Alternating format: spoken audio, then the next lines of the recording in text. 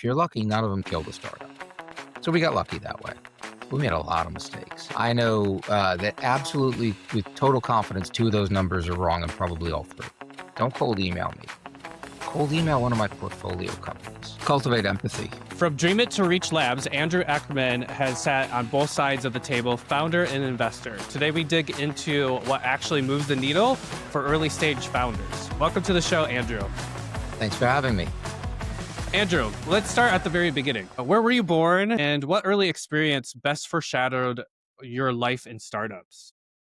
I was actually born in Tel Aviv. My dad was studying medicine in Israel when I was born, and a couple of years of experience with socialized medicine firsthand got him to change his mind and come back to the States. Ironically, entrepreneurship kind of skips a generation in my family. I think it's fairly common, right? You have, like, both my grandparents were basically entrepreneurs. One was a candy shop owner, which was awesome growing up. He'd like buy candy shops in like edgy neighborhoods. Neighborhoods would get better, and then he would sell them and open up a new one. That's cool. Yeah, it was pretty cool. And candy's great, right? Totally. And then my other grandfather did everything from Zippo lighters to insurance products. But they all died a little before I was, when I was in grade school. One of them passed, and the other one passed when I was in college. So really, like, I didn't have any entrepreneurial influences with my family because, like all those, that generation, they wanted their children to be in stable professions. So Yes. it's kind of a theme in my life that, like, I've gone out there and I've had to do things with with fewer people to lean on than I would have liked to. Interesting. Very interesting. And then what did John Hopkins teach you that still shows up in your day-to-day work and everything that you do? Interesting. Other than the fact that, like, now I can talk lacrosse with people, which is kind of esoteric. It's the overall experience, really. So I sometimes joke that if Hopkins had been more fun, I wouldn't have gotten into the business school I gotten into. But it was a good mix. I had like good people there. I was an econ and poli sci major, which was a super interesting combination for me.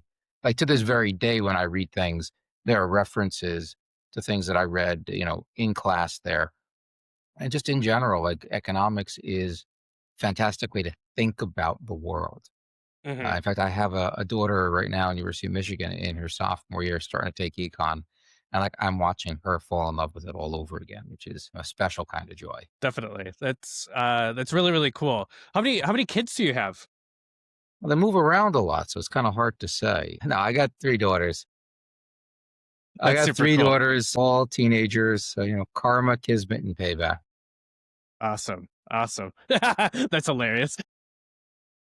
Yeah, So you did bring up your MBA. You did that at Chicago Book. yeah. In fact, before it was called Booth. That's how long ago. Very cool. Can you tell us a little bit more about that experience? What made you decide to go ahead and go there, and the decision of your framework that ended up sticking? So, it was kind of a tough call. I actually went directly from undergrad to get an MBA, which is pretty rare. Hmm. In fact, in part, it was like I just didn't know what I wanted to do otherwise. So I figured, let's just apply to business school and see what happens. And, I was a little bit surprised, like everyone else was. But I had a good family friend who was very involved in Chicago Booth. And when I came down to, like, should I do this? Should I do something else? Should I defer? He called me up 6 a.m. on a Sunday morning and said, "You must go to Chicago Booth." So I did. Fantastic school, great people, super sharp professors. Like, could not recommend it more, except for the weather. But you know that. Yeah, yeah, definitely. Since I'm Chicago based, you're in New York, right? Yeah, just a little bit warmer during the winter, I would say, over in New Well, York. I was on Lakeshore Drive in Chicago, so I got that effect. But now I'm in Riverside Drive in New York, so same but different. Yes, yes, absolutely. Very cool. Yeah, that's super awesome that you have that Chicago connection. You were mentioning a mentor as well. Can you talk a little bit about them, who they were, and any lessons that you learned from them that you still repeat today? Yeah, yeah. So, I started to say early on, like, as a theme, I didn't really have any one person that I could go to with these kind of questions, right? So, in undergrad, I don't think I had anybody. So, like, the question of, like, what am I going to do next was Mm, fairly open. I'd say the first person that I kind of consistently thought about, like, I want to get his idea. There's a guy named Avi Savar who ran Dream It, the fund that I joined. And the thing that really kind of got it for me is he had all the characteristics that I hope I have, or I hope I've developed, right? The ability to see an opportunity and move on it very fast, right? Hmm. There are people who overanalyze opportunities. There are people who jump in like way too early. Like he's got that right balance between, I know there's enough here. I'm going to go jump on it at the right speed. He also has this really good sense of like, I know this person can handle it. I'm going to have them do it. They can actually do it better than me. I'm going to step back and let them do it, which is something that especially a lot of entrepreneurs struggle with. They struggle with being able to find somebody else to say, like, hey, they can do this. I don't have to.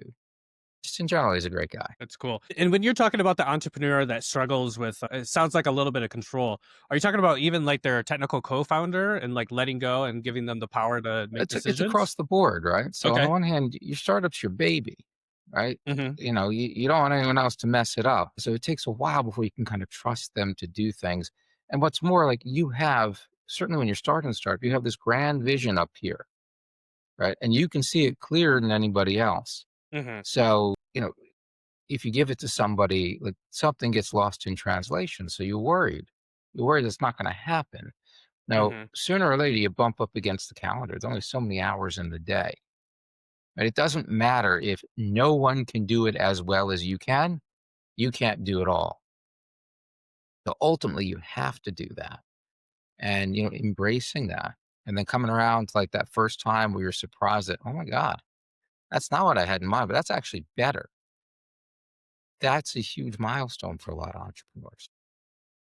Yeah, it's really insightful. I can't exactly remember, but it was a while ago that an entrepreneur would always just bring everyone into the office for their startup and be like, "Let's do every bad idea. We're going to write down every bad idea on the whiteboard." And they ended up coming up with a great idea because it took away the pressure of having to come up with good ideas, and they did it collaboratively, and it was something that they were never able to come up individually. I like that. Like everyone says, you should brainstorm. Let's just put ideas up, no judgment. But I like the idea of even just phrasing it like, hey, give me your bad ideas because somewhere in there, there's a kernel of something that might be interesting if you kind of turn it on its side. Totally. Yeah. And then it also takes away that pressure of everyone needing to give a really good idea, right? Well, yeah. Yeah. I mean, there are people who like, some people are, they don't want to let it out until it's like Hmm. perfectly polished. Right, but, like, then you miss the opportunity to get other people's input along the way. It's like Totally. that archetypical tech entrepreneur, like, sitting in his darkened room with the hoodie on, just coding away for 6 months, and then coming out to the world with, like, his tablet as opposed to the 10 commandment tablets for, like, "I give you this app," and then all of a sudden people are like, "We don't care about 5 of those commandments," right? That's Like, get hilarious. feedback early. Totally. Cool. And then out of curiosity too, do you remember that first time that you took your entrepreneurship journey, whether it was like really young, even before your first business, just out of curiosity, like what made you an entrepreneur? Yeah, I'll tell you, I mean, the first kind of official one was when I left consulting and I decided to join my first startup. And there was a little hiatus in between there because, like, in so many ways, like, you know, you're never quite sure how to get from here to there. Right. So at the time, I was working at a large consulting firm. It's a great place, right? Good place to work, good people, like very intellectually challenging. The main problem was I'm dealing with like Fortune 100 clients. And that's like trying to steer an aircraft carrier, right? They don't move fast. No. And what's more, a lot of our projects were, well, let me phrase it, not a lot, but there were a significant minority of them where management kind of knew what they needed to do, but they needed to bring in consultants to like get a little extra like street cred behind them to like, sharpen the pencils to the exact numbers. And like, I hated those because they were blatantly obvious what needed to get done. And then we'd waste 6 months. Like I was on one project where it's been a while, but I'll still kind of anonymize it a little bit. It was a large manufacturing firm was going to buy one of its a component manufacturer, but they needed to figure out like how much they should pay for it. So they engaged, my firm, Booz Allen, great firm. Now it's Booz and Co, and now it became Strategy and right, great firm. they engaged us to kind of figure out, well, how much is this thing worth? So we dug through like newspaper clippings, literal clippings back then, to like figure out like how many people they had in their machine shop and like how many square feet the plant was, and really build from the bottoms up the economics of that plant. And they hired an investment bank to kind of go top down based on their earnings and comps. And between the two of us, we came out with like, hey, the company is worth somewhere between like 40 and $44 per share. And it was trading at like 28 bucks a share. So I Wow. go buy it. Right. Yeah, So to value. anyone in the startup world, it's like, boom, I'm going to go do it. Let's go buy it. Now to large corporate, they're like, "What was it, 40 or 44? Can you guys go back and like figure it out?" So we wasted like another like 3.5, 4 months. I mean, we didn't care. We were billing by the hour. But and then we came up, okay, the answer is, I don't know, like $43.30, whatever the number was, right? I'm Mhm. like, great, we're gonna buy it now. The only problem is the stock had gone up from 28 to 32 bucks just Mhm. because they diddled. So Yep. they lost a huge chunk of value to get an added layer of specificity that no one needed. And we don't do that in the startup world. We don't have that time to waste. Right? That's what I mean by finding that right balance between what's good enough to act on. So like that was it. That was one of the turning points for me. I'm like, I'm not going to do consulting. I got to get out. So then the question is, well, where do I go from there? Mhm. Right. So going from like consulting to one of your clients, that's kind of an easy glide path. Mhm. But that's out of the frying pan into the fire, right? As far as I was concerned, that's the wrong Totally. direction. Like, no, no, no, I want to go smaller.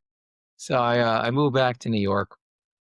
Took a job at Kaplan Test Prep. Mhm. The SAT prep. Yep. They were trying to move all of their stuff from like in person and CD-ROMs. Remember CD-ROMs? Yep. I do. I do. My first startup, we actually made a Christmas tree decoration all out of the AOL CD-ROMs they kept selling us. Oh god, that was crazy. So, oh yeah, there were people still paying for it because they thought that was how you got the internet. It's Yeah. crazy. It's nuts. Also, their unsubscribe button never worked, right? You keep pushing, nothing happened. You had to actually call them. Anyway, that's not my problem. So anyway, like I go in there and like they're trying to figure out like how do we compete with all these new startups? This is back in 99, 2000, and on this interwebs thing. So they wanted someone who was an ex-consultant to come in there and like, figure out their strategy and actually start, specking out and building these new products. I'm like, that's awesome. I'm going to learn how to do this internet thing on your dime. I, Mhm. I call it like my big consulting detox phase. And within 9 months of just being back in New York and reconnecting with friends, just talking about it, by 9 months, I was already like pulled into a startup as the third founder of a startup that dealt with summer camps of all things. That's cool.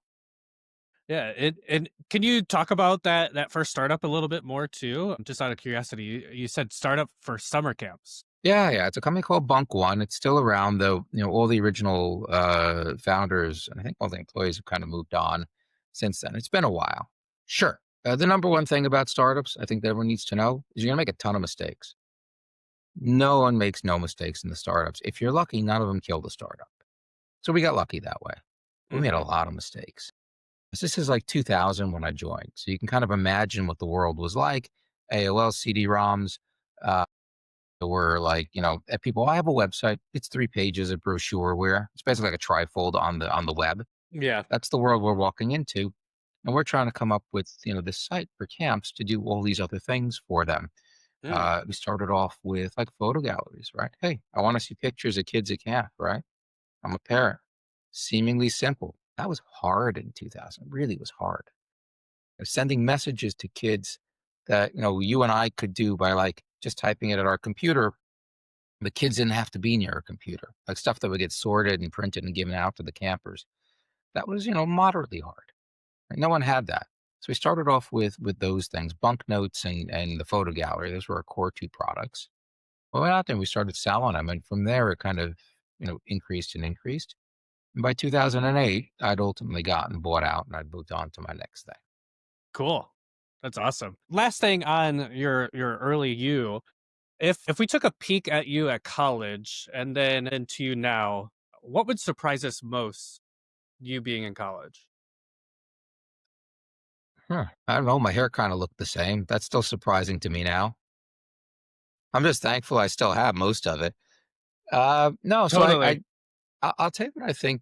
Um, I was a lot more, I won't say proactive, but like, if you ever like had a team and there was a team breakout, like I was in there and like not not aggressively, but just by normally I'd be there and like, okay, I'm organizing, right? I would kind of take the lead there. Over time, I've gotten a lot more comfortable sitting back and let other people do it, Mm, which is a little counterintuitive, right? You think that like when you're junior, you're in the back row, and then when you're senior, you're in the driver's seat. And what I've learned over time is number one, like I can't do it all myself. mhm, Right. So I want other people to be capable of doing it. I want people to like grow and take more and more off my plate. And also, the old expression, right? If you're the smartest guy in the room, you've hired badly. mhm. Right. So I want people in the room who can teach me things I can't do because otherwise, what do I need them for? Exactly. Very interesting. Yeah. I mean, that does make complete sense with your success being a founder and then your success being an investor, right? Is just giving the keys to the kingdom to a certain extent and allowing people to do what they need to do in order to make it work, right? Yeah. Well, I did a lot of that wrong in my first startup. I just managed not to kill the startup in doing it that way. That's funny. Yeah. Cool. Well, we're over to your rapid fire round. So just the first word that jumps into your head and just kind of blurt it out, just very quickly through the list. Book you gift most. Wait, say that again? A book that you gift the most. My book. No, I'm just joking. What do I give the most? Probably pass. I don't have one that I give most. Well, then we're just gonna go with your book then. You Yeah, we'll know. go with my book. Yeah, my book. It is now, believe it or not, but yeah. Yeah. I mean, when you get a Oh, wait, book, no, something popped up. To Kill a Mockingbird. very good one. Very good one. Favorite New York City coffee spot for founder one on ones. Ooh, I have a new favorite now. It's called Chaotic Good Cafe. Ooh. It's like a D&D gaming themed place. You walk in there, they got tons of games on the wall. When you order your coffee, you roll two 20-sided dice, and if you get two 20s, it's free. I've never gotten it. Yeah. What are the odds? You can work that out. The one thing is they don't have a cappuccino machine, so I'm really torn. But it sounds like a cool experience. So Yeah, that's yeah, I like it a lot. Good people, good vibe. yeah, yeah. Do you play chess with your founder one on one while you're drinking your coffee too? No, like, listen, I've enjoyed chess, but it's such a long time commit. Checkers, got it. Nah, no, we're talking startups. That's the best game in town. Totally, totally. One word pet peeve in a pitch deck. Ooh, one word pet peeve. Tam Sam Sam. I know I Uh, cheated a little bit. uh-huh. That's completely fine. You're allowed to cheat. Why? Why with that? Because it just seems so standard in pitch decks. No, because like if you give me a Tam Sam sides, Sam Sam side, I Mhm. know that absolutely with total confidence, two of those numbers are wrong, and probably all three. Right? Your total addressable market is total. Why give me one number that's huge and has nothing to do with what you do? Right? Mhm. Hey, the automotive market is $7 trillion. Well, big deal. You sell cup holders. What do I care about the steel? What do I care about Yeah. the leather? What do I care about the Yep. rubber? Right? Okay. And then they're like, and then one of those numbers is like, if we only get 1% of the market, well, like, good luck. That's a wish, right? That's not a plan. So Mhm. maybe the one in the middle makes sense, but it's probably top down, which is usually not that useful rather than bottom up. So it's just totally useless. I feel like the guy who came up with that idea ought to be lined up against the wall and at least smacked around a little bit. I mean, listen, you ask. Like, here, I'll tell you how you can make $100 easy, right? Get two investors who swear by Tam Sam Sam. Have them to quietly write down their definitions of each of those three things, and say, "I will pay you $100 if your definitions match." You will never lose that bet. That is wild. Yeah, that's the biggest problem, right? If it doesn't mean the same thing to everybody, Totally. it doesn't mean anything. Totally. Very interesting. We'll jump into that a little bit more later on. Product fit or distribution first? Pick one. Good question. The answer is you need both, right? So Mhm. it's like, the old joke, like not the old joke, but do you back the jockey or the horse, right? I've never seen a horse win a race without a jockey, and I've never Mhm. seen a jockey run as fast as the horse, Totally. right? You got to have them both. But if you make me pick, you got to have product market fit because otherwise you're distributing nothing. Mhm. That makes sense. Very cool. Your default first question in a founder intro. Well, it's on Zoom. It's always like, hey, where you calling from? Little quick icebreaker. Well, I'm just curious, right? Yep, totally. Find some mutual connection. Um, cold email subject line that actually gets you to open it. Not a damn thing. Don't do it. Why is that? Well, it's like zero. Okay, here. I know Hmm. this is rapid fire. This is going to be a longer rant. Are we good with Yep. that? Yeah, I'm Okay. totally good with that. I opened So, that up. Colin, you ever do enterprise sales? Yes, yes, I have. Okay.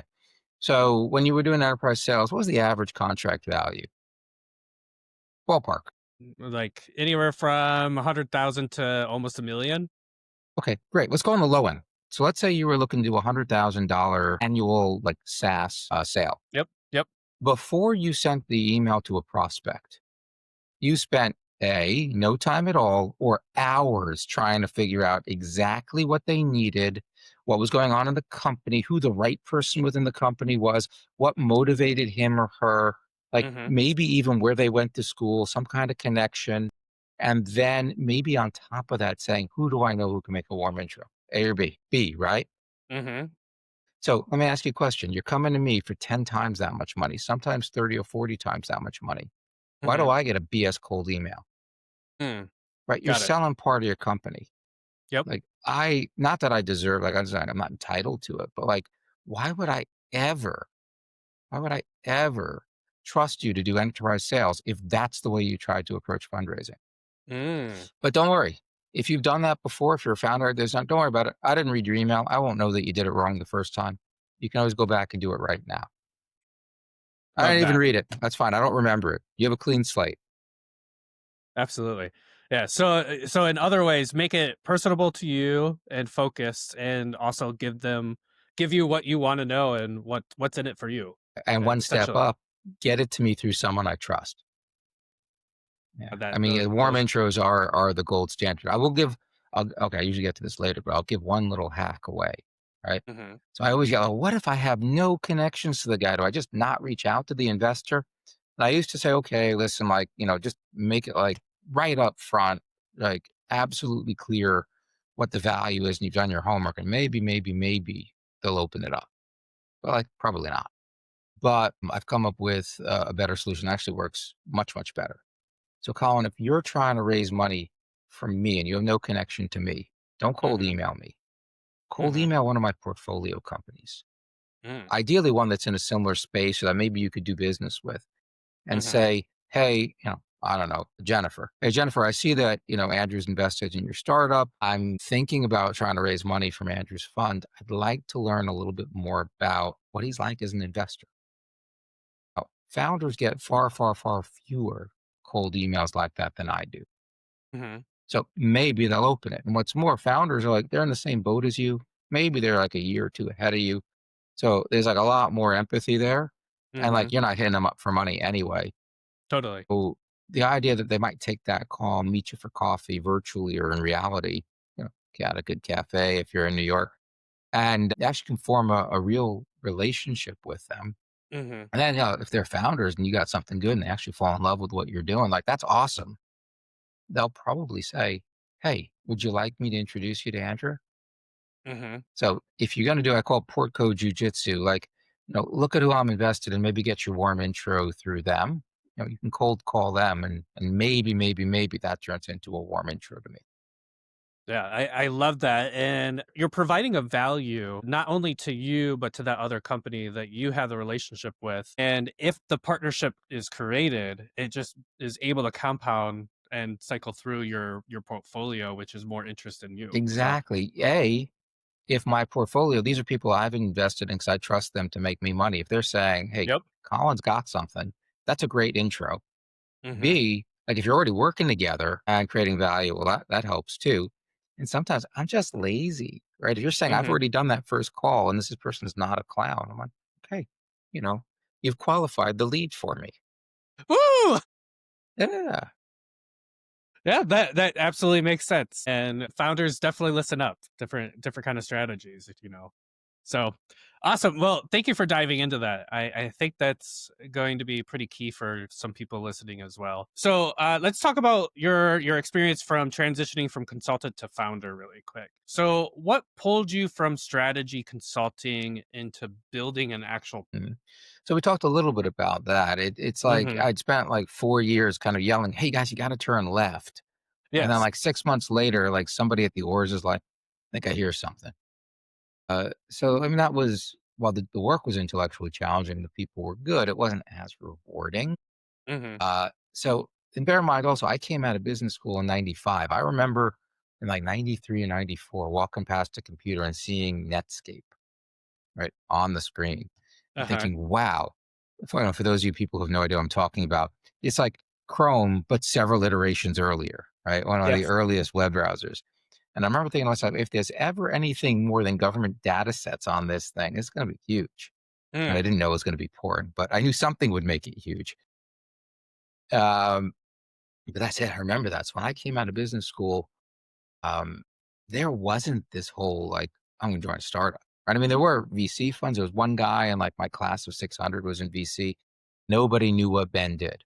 Right? No one understood it. I mean, I do now. It's funny. Like I kept in touch with Ben because we used to ski together. And now it's like 10, 15 years later. I'm like, okay, Ben, I get it now.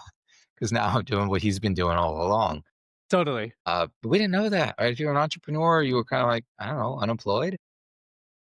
So, it was consulting or investment banking. Like pick one, right? If you want marketing, you're in the wrong business school.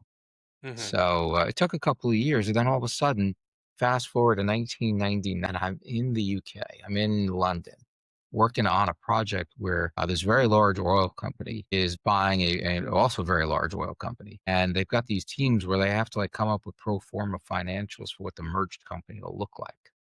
But the Mm-hmm. problem is, anybody from the two teams who sees the other company's financials is contaminated. So if the merger doesn't go through, if like the antitrust departments say, no way, those people are contaminated. They can't go back to their old jobs. Mm. So it's a Interesting. kind of a career killer for them if it doesn't go through. That's a lot So writing on the line. yeah, so we created, with the help of another like more technical firm, an intranet application where everyone could submit their numbers blind. We'd press a button, go out to Covent Gardens, have like, curry, whatever, come back 2 hours later, and then it would merge the data into a merged pro forma financial with nobody else seeing anyone else's data. And as that was happening, I remember that's it. This didn't exist 4 years ago, but that's what I want to do. Mm. Right. And that plus the frustration from the other project, I'm like, I'm out. Time to figure out how to get back to either New York or go out to San Francisco, one or the other, and like find my way into startups.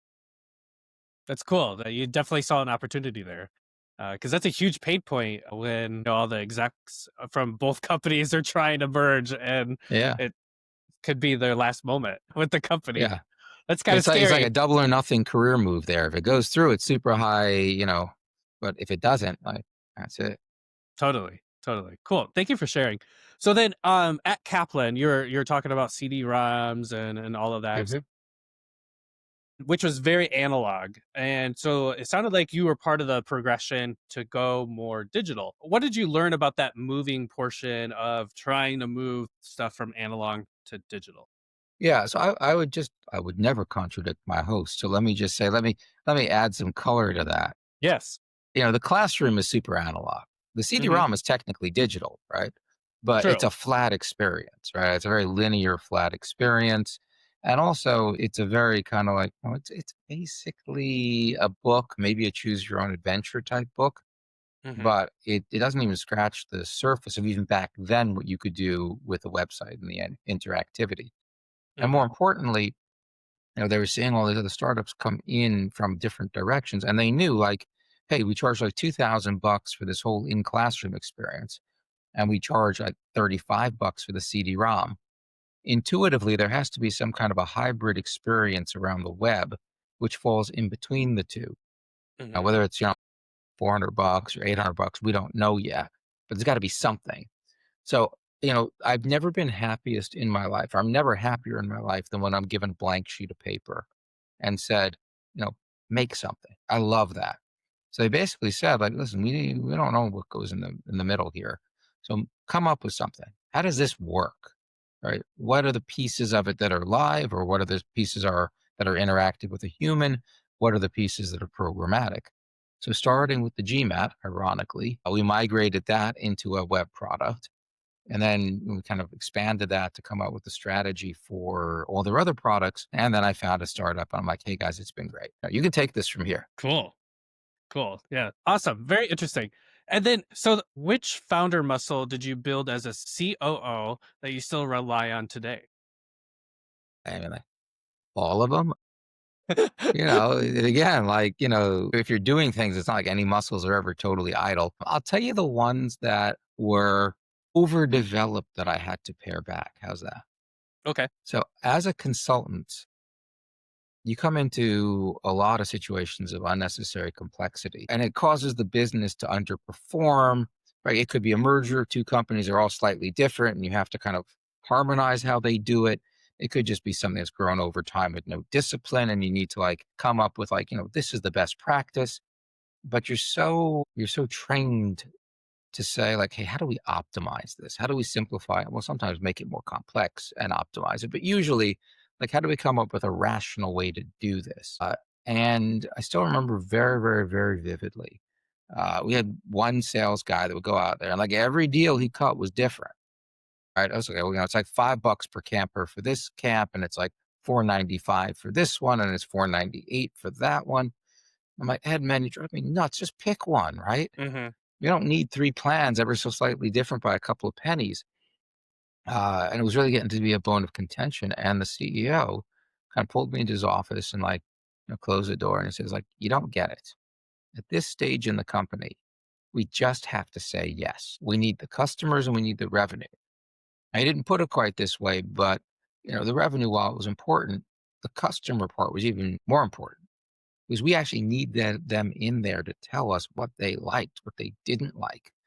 Totally. We needed them to be our testimonials for future customers. We needed them to give us that kind of economies of scale or scope that we were going to get.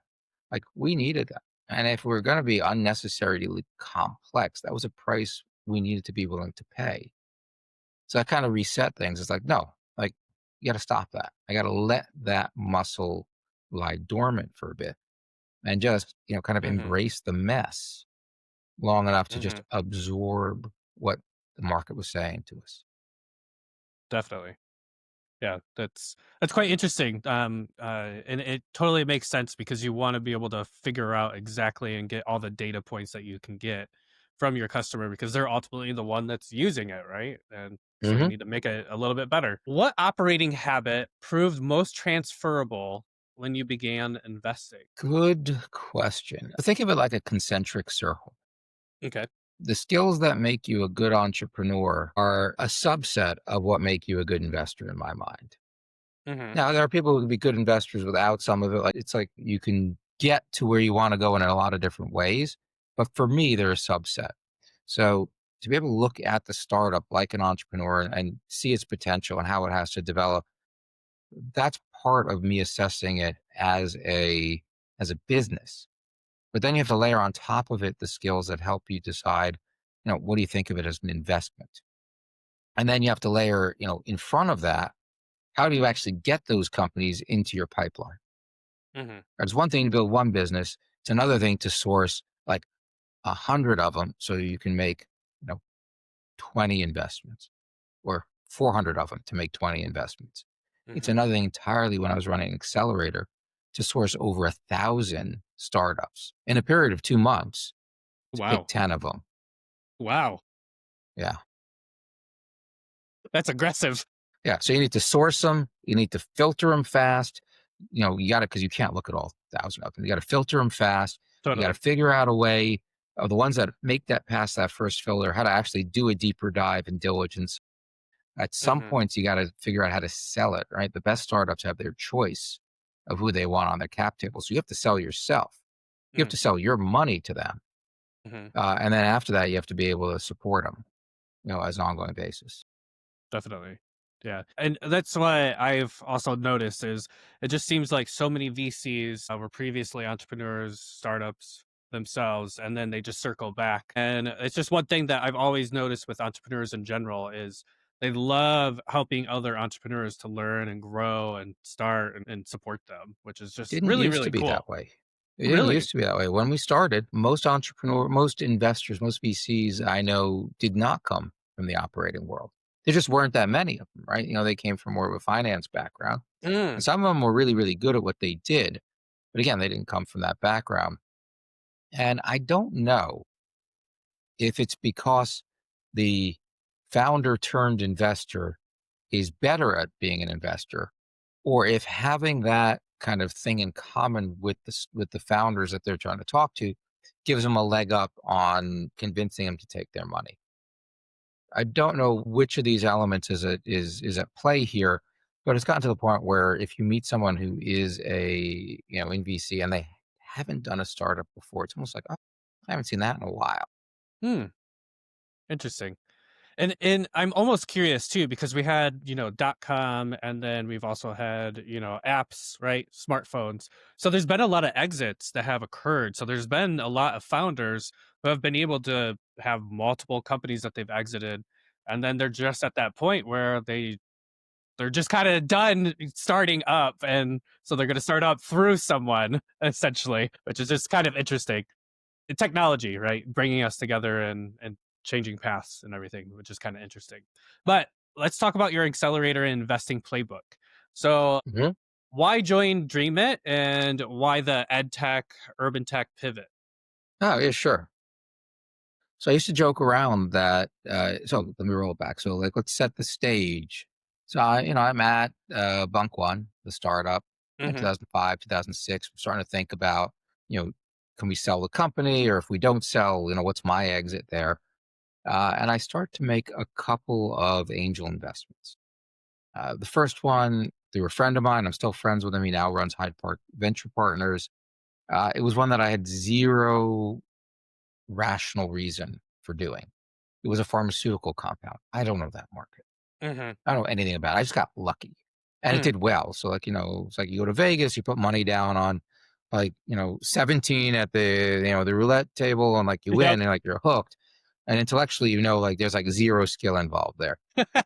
But you're still hooked. So I made a couple of more, and my second one was actually pretty good. It was my college roommate who I'd also gone to high school with, and he was starting a health tech startup. At least that was more software, and that did well too. So I'm like, oh, that's awesome. And then I made a couple of that didn't do quite as well, but I was already starting to get into that space, and I started to think like, man, if I could spend all day at a coffee shop just talking to entrepreneurs and get paid for that, that would be awesome. And that's basically, in a nutshell, how I saw, running an accelerator. Now, there are parts of it that are like that. There's Hmm. a lot that are very much not like that, but that was partially what drew me to it. And that was also a period of time, like, the same way, like leaving consulting before I got to startup, there was like a little bit of a wandering in a desert, in this case, Kaplan, right? Hmm. Not where I was ultimately going to be, but it was an area of transition. From when I left Bunk One in 2008 until I got to Dream in 2014. I'd worked at a family office for a couple of years in between. And, that's a totally different experience. Made sense at the time.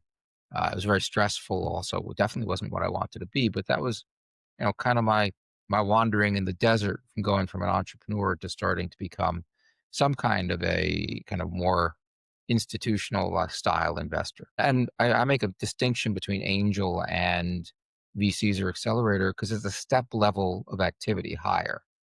Right. As an angel, if you get a couple of 3 or 4 interesting startups over across my desk any month, I'm like, I'm not gonna invest in any of them this month, or I'll invest in one.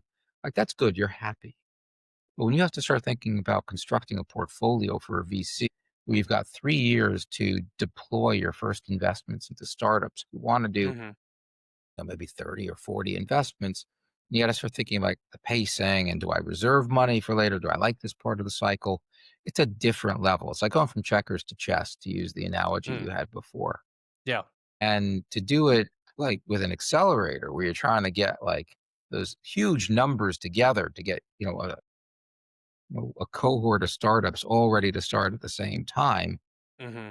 That's like the guy in Washington Square Park who goes from chess table to chess table and is playing like 8 games at once. It's like a different level. Totally. So yeah, it's a step level difference from, just being an angel to being a professional VC or running an accelerator. Hmm. Yeah. That completely makes sense to me now. Quite interesting. Hey, quick pause before we go on. If you're vibing with this conversation, hit the subscribe button right now. Seriously, it takes 1 second and it helps us keep bringing you bigger guests, better sound, and way more inspiration. All right, back to the show. What are the most common mistakes you see in an accelerator application? Woo! Let's break them into categories, right? Yeah. Yeah. Let's do Let's, it. let's um, break them into like, oh, they screwed up and don't know it, which are kind of funny, versus like just kind of clueless mistakes, right? So Mm. you want to start with the like, haha, you screwed up, or the no, you didn't know any better. Pick a category. Uh huh. Which one you want to start with? Let's go with didn't know any better. Okay. So there's lots of like, we have no competition, right? That's the guy. Everyone's like, no, there's no competition. Okay. So, let's just say it was like Uber. Oh, we have no competition. So people are just sitting around in their living rooms all day and they can't go anywhere. It's like, well, no, I mean, they can take a cab or they can walk or they can take a bus or they can pick up the phone instead of going, right? Mm-hmm. Somehow the underlying basic need is being met. Now, Yes. to the extent that, like, if you're Uber, there's no Lyft yet, that's awesome. It means that you have a step level improvement over the status quo. But I Mm-hmm. need to know what the status quo is, how much of an improvement you are. Because people Mm-hmm. don't change for like a little bit. They only change if it's a quantum level better. Totally. So we have no competition. That's like the classic newbie error. Got it. And then the other one, the full on mistake. Oh, there's a lot of them, but lack of attention to detail. Like, so, we'd say, okay, optionally upload like a, 90-second video, introducing yourself and your team. By the way, there's like, some people love video and some people hate video, Mm-hmm. right? Some people love video because it's like, they can kind of sit back and receive it. Other people are like, I'm forced to watch this in a linear fashion. I can't just scan it and jump around to what I need to know. Got it. I'm, you can analyze this any way you want, but I'm kind of I'd rather have, it in writing so I can jump around. Mm-hmm. But we said like, hey, I want to upload a video. Give us good 90 seconds is good. You can kind of get a feel for the team a little bit. And some of them would upload the files and it would be Techstars team video. Techstars team video. Yeah, like because they'd use the same file that they applied to like Techstars for Dream It and to Y Combinator, and like not realizing that we could see the file name. Got it. Got it. Got it. Just that little tiny detail that. Yeah. Okay. Got it. Got So there's it. a whole bunch That of makes little sense. things like that are like, your fly's open. Mm-hmm. Mm-hmm. We, Totally. actually, I wouldn't have dinged a company for that. I would mostly use that to tease them mercilessly if we took them. Oh, you remember that one time? Yeah. That's It's like, hilarious. oh, you got the deck. Don't write Techstars in it. That's really funny. Interesting. Yeah. Thank you for that. And then what are your must have signals in a pre seed or a seed founder? And Okay. Personality wise for the founder or characteristic of the startup? let's go both angles. Ooh, I love it. Either or, and you get both. Okay. So you get twice the monologues. Let's start with the founder. Mm-hmm. Right? Number one, I want this kind of mental mindset. And this is not my quote. I wish I could remember who gave me this quote. So I'd love to give him credit for it. But founders should have well-reasoned but loosely held opinions. So the idea there is, you got some founders like whoever they walk out of a meeting with last, like boom, like a weather vane. That's what they think. Mm-hmm. That's no good. And then there are others where it's like it doesn't matter what anyone tells them, doesn't matter how good the arguments are, they're gonna do what they're gonna do. They're just gonna do that. Can't get anything towards their head. Yeah, it's like, it's like a weather vane, but it's stuck in it's like rusted in one direction. Totally. So there's a happy medium between the two where, if I ask, hey, Colin, why are you doing this? You have a good reason. I ask, well, Mm-hmm. actually, that's interesting. Are you aware of that? And I'll give you a fact that you don't know. And Mm-hmm. they're like, well, that's interesting. I didn't know that. I'm I'm gonna go look into it and, can I look into it and come back to you? Like that's a Mm-hmm. totally reasonable and good response. Is what you're saying is this is data I didn't have before. You're giving me Mm-hmm. data. That's awesome, right? If that data changes the analysis, I'm gonna follow the data. I like that. Right? But you're Mm-hmm. not gonna change your mind unless like I give you good data. It's like, well, I think you should XYZ. You're like, well, that's interesting. What's the logic behind it? You can ask Mm-hmm. that respectfully. Any investor who's like, No, just take my advice. They're full of it. Don't, but founders should be, an investor should be happy to show you his or her work. So that's Definitely. the main characters. There are others, but that's the biggest one. And in fact, like, uh, well, we can get to the book later. So the other question was like the number one underlying characteristic of the startup. Hmm. So when you're looking at 1,000 startups in a 2-month period, the number one question I will ask, and I will ding almost like summary judgment anyone where I don't feel like I have a good answer for it, is why now? Hmm. Because ironically, there's never a page in the pitch deck for this. It should be implicit in the problem and the solution. But the question is why now? And the Hmm. reason is this: there are a lot of hungry entrepreneurs out there, a lot of them, and a lot of those entrepreneurs are actually really smart. And there's some dumb ones, and a lot of dumb ones, and some quirky ones, and some clueless ones, and the oh my god, what are you thinking ones. But there's a good chunk of them that are actually pretty sharp, and they know what they're doing, or if they don't know what they're doing, they learn fast. So if you have that many people and they're all kind of standing around waiting for a door open, waiting for an opportunity to happen, and then boom, it becomes possible. And that could be a technological change. That could be a regulatory change. It could be, for very rare occasions, like a massive societal change, like COVID, right? Hmm. Like, Totally. but once something changes in a step level way, a big one, not a gradual way, and all of a sudden Hmm. there's new opportunities out there, they will all start playing with them. What can I do with this? Oh my God, I can finally solve that problem that we couldn't solve before. Hmm. And they'll all rush at it. And many of them will end up coming up with fairly similar solutions just Hmm. by virtue of parallel evolution. It's like sharks and dolphins look kind of the same, even though one's a fish and one's a mammal. Right? But that's a Uh-huh. good solution to getting through the ocean. So Hmm. you'll get a bunch of startups that come up with very similar looking solutions. They're all kind of thinking that the other guys have stolen their idea, but it's really not. I mean, they've all kind of come to the same place. Now, the corollary to this is if that door's been open for a couple of years already, Hmm. and now you're coming to the party, do you really think no one's gone through that door yet? Hmm. And there's dozens or hundreds of guys that have gone through that door already. So one of two things is true. Either there are people out there and they're ahead of you, right? And you're late to that party. Hmm. Or, they tried it every which way but Sunday. And it turns out it's actually not there yet, or it's not a pain point that's suitably painful, or the tech isn't quite there yet, or, whatever the case is, it's not a viable like startup because you've had so many people try it in so many different ways. On very, very rare occasions, maybe nobody thought of it, but that's a really hard argument to make. Hmm. So, as a good rule of thumb, when you need to get down from 1,000 startups, like 50 that you want to interview, like you look for a why now. And if you can't find a why now in the recent past, probably not a great Yeah, that definitely makes sense. And it was absolutely so crazy because I was at Money 2020 in Vegas, fintech conference last week. one. Hmm. It was just an ungodly amount of agenic AI companies, just a boatload of them. I'm just like mind boggled at how many AI agents there are that are just out there and then just discovering them constantly. And Well, it's like, that was a step level change. It wasn't something that was possible before.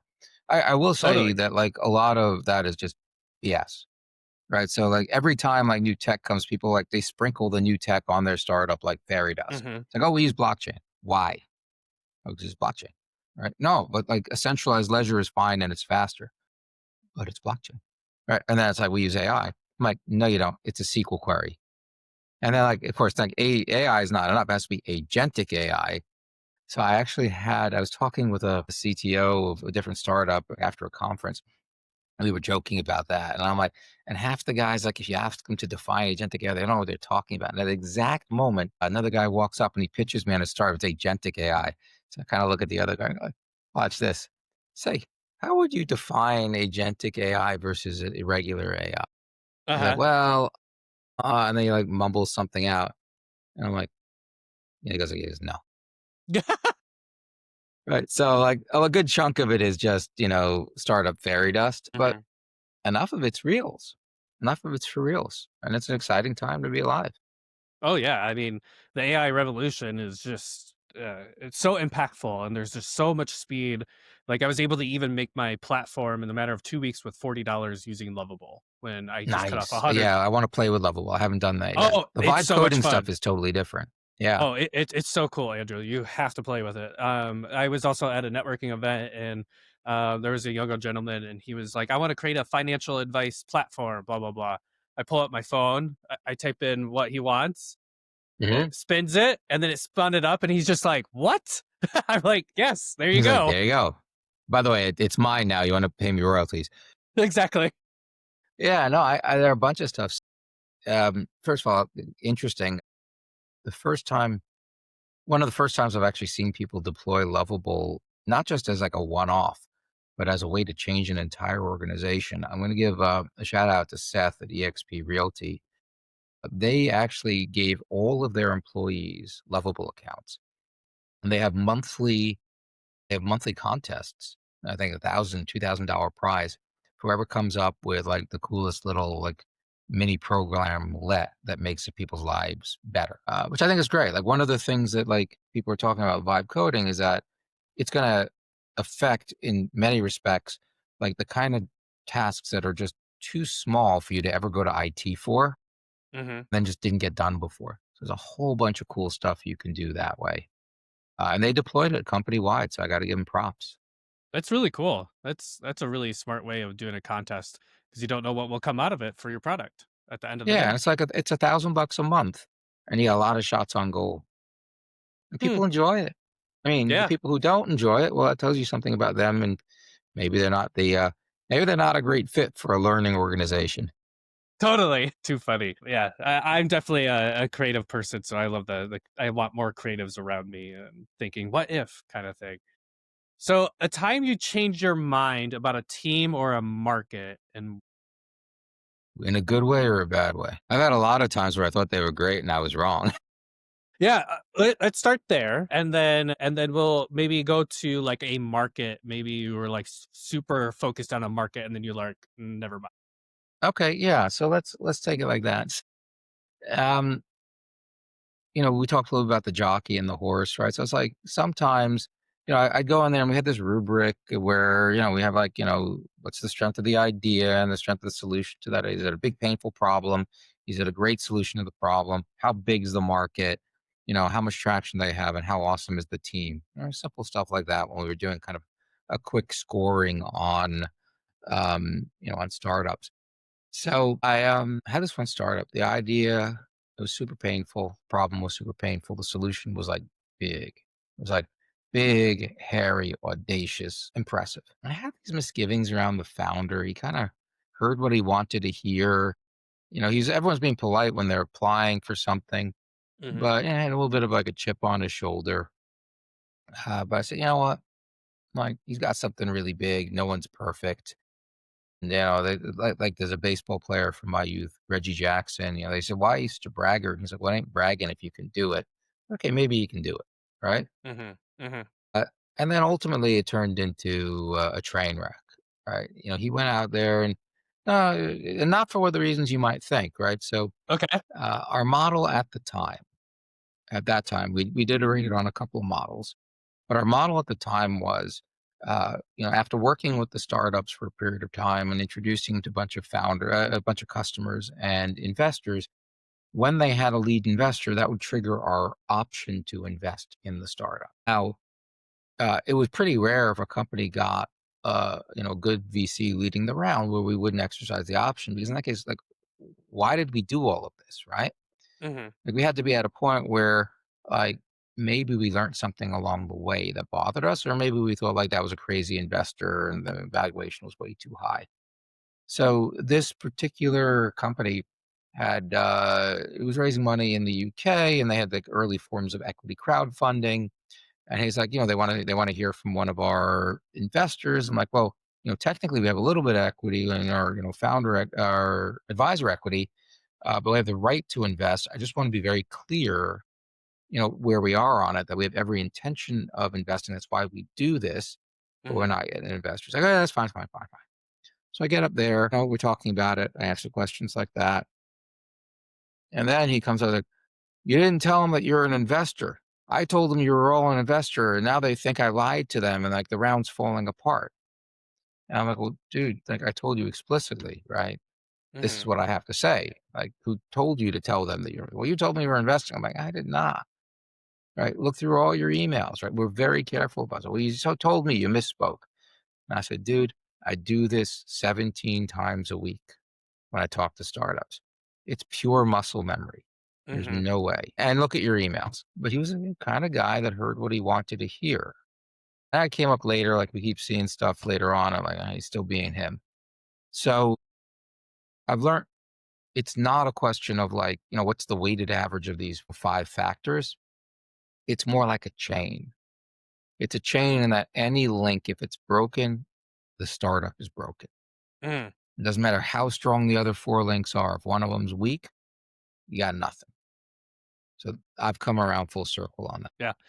That that definitely makes sense. And then, what about the market? Was there a market that you're super interested in and then was took a step So back? yeah, so I'll tell you. So we went, for the first 2 years that I was with Dream It, we were kind of the archetypical pre-seed accelerator. I mean, we'd invented that market. We're the third oldest accelerator in the world at that point. So it was like your archetypical come, sit your butts in a chair for like 3 months. We'll bring you speakers, pizza, beer, and then demo day. Somewhere around after my 2 year mark, I was like, yeah, okay, I'm ready to move on. That's nice. It's been a good stepping stone. And then the gentleman that I mentioned earlier, Avi Savar, ended up taking over the reins of Dream It. And he was like, this is fine, but could we be number one doing this? We're like, Y Combinator is pretty far ahead. And Mhm. I said, well, if we don't think we can be number one at this, I don't want to be in this space. Find me a space where we can be number one. So we made a very purposeful decision to go one step later stage, you know, post revenue, pre Series A, rather than like your pre seed type startups. Mhm. And in doing so, we decided to go vertically focused because if you're doing, later stage, like the customer introductions matter that much more. And if you're doing that kind of business development, it's just easier to do that around a single customer base. And along comes Penn State and gives us $1 million.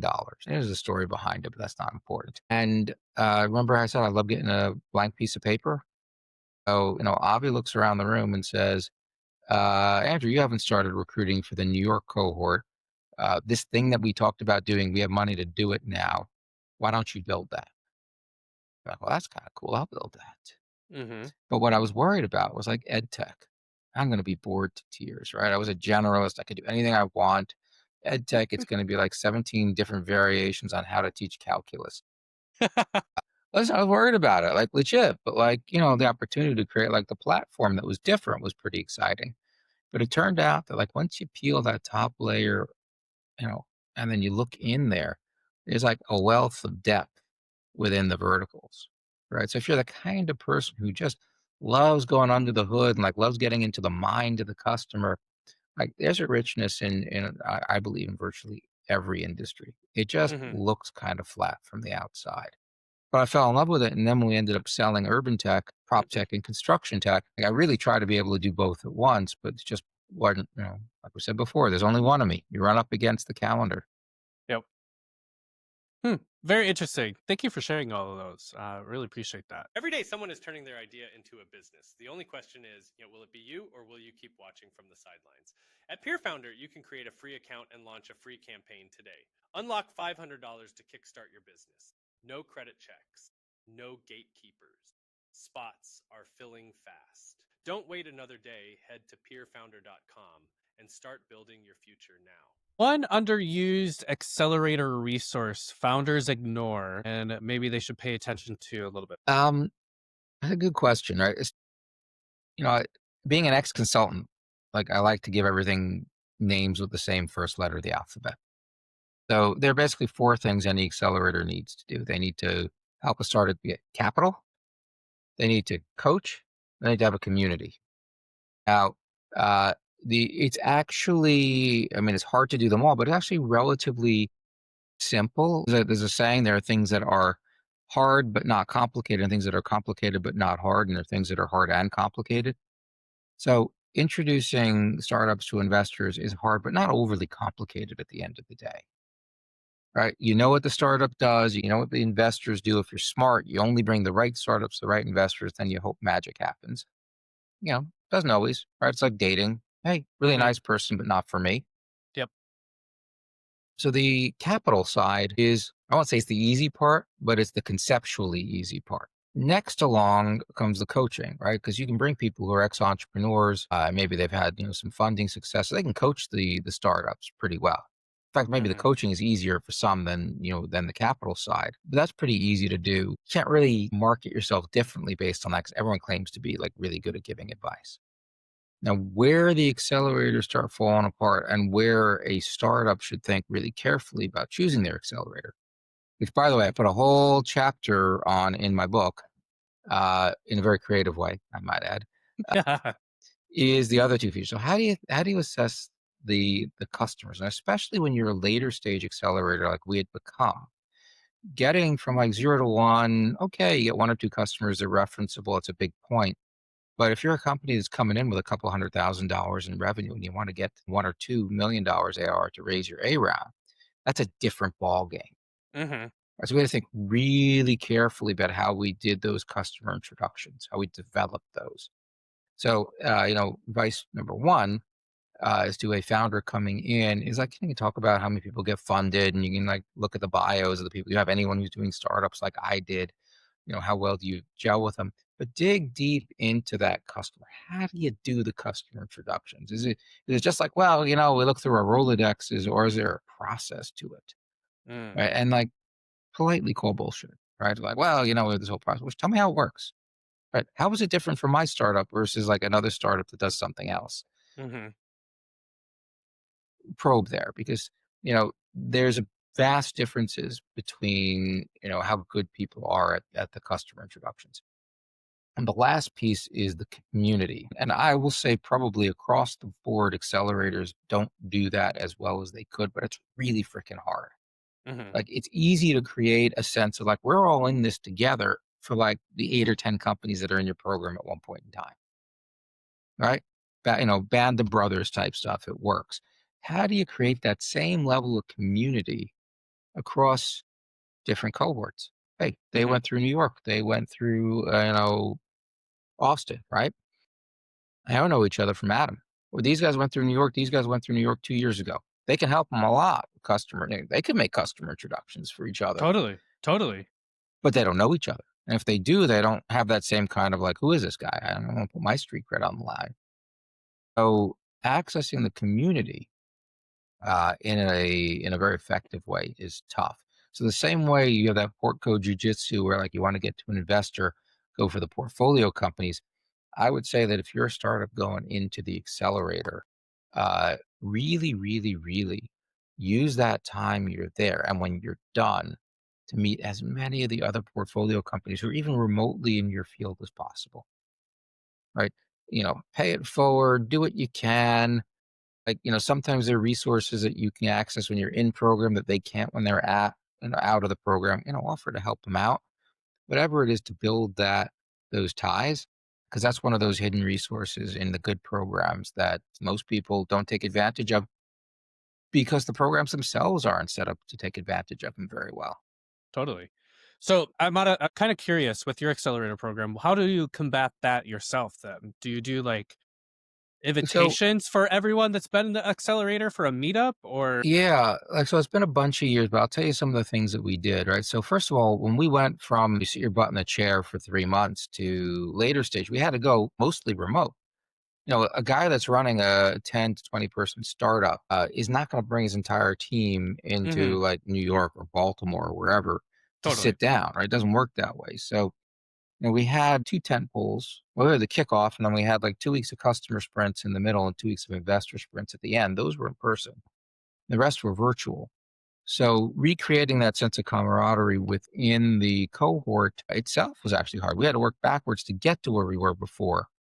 So, and I had this grand vision that like I would want the startups to refer business to each other, right?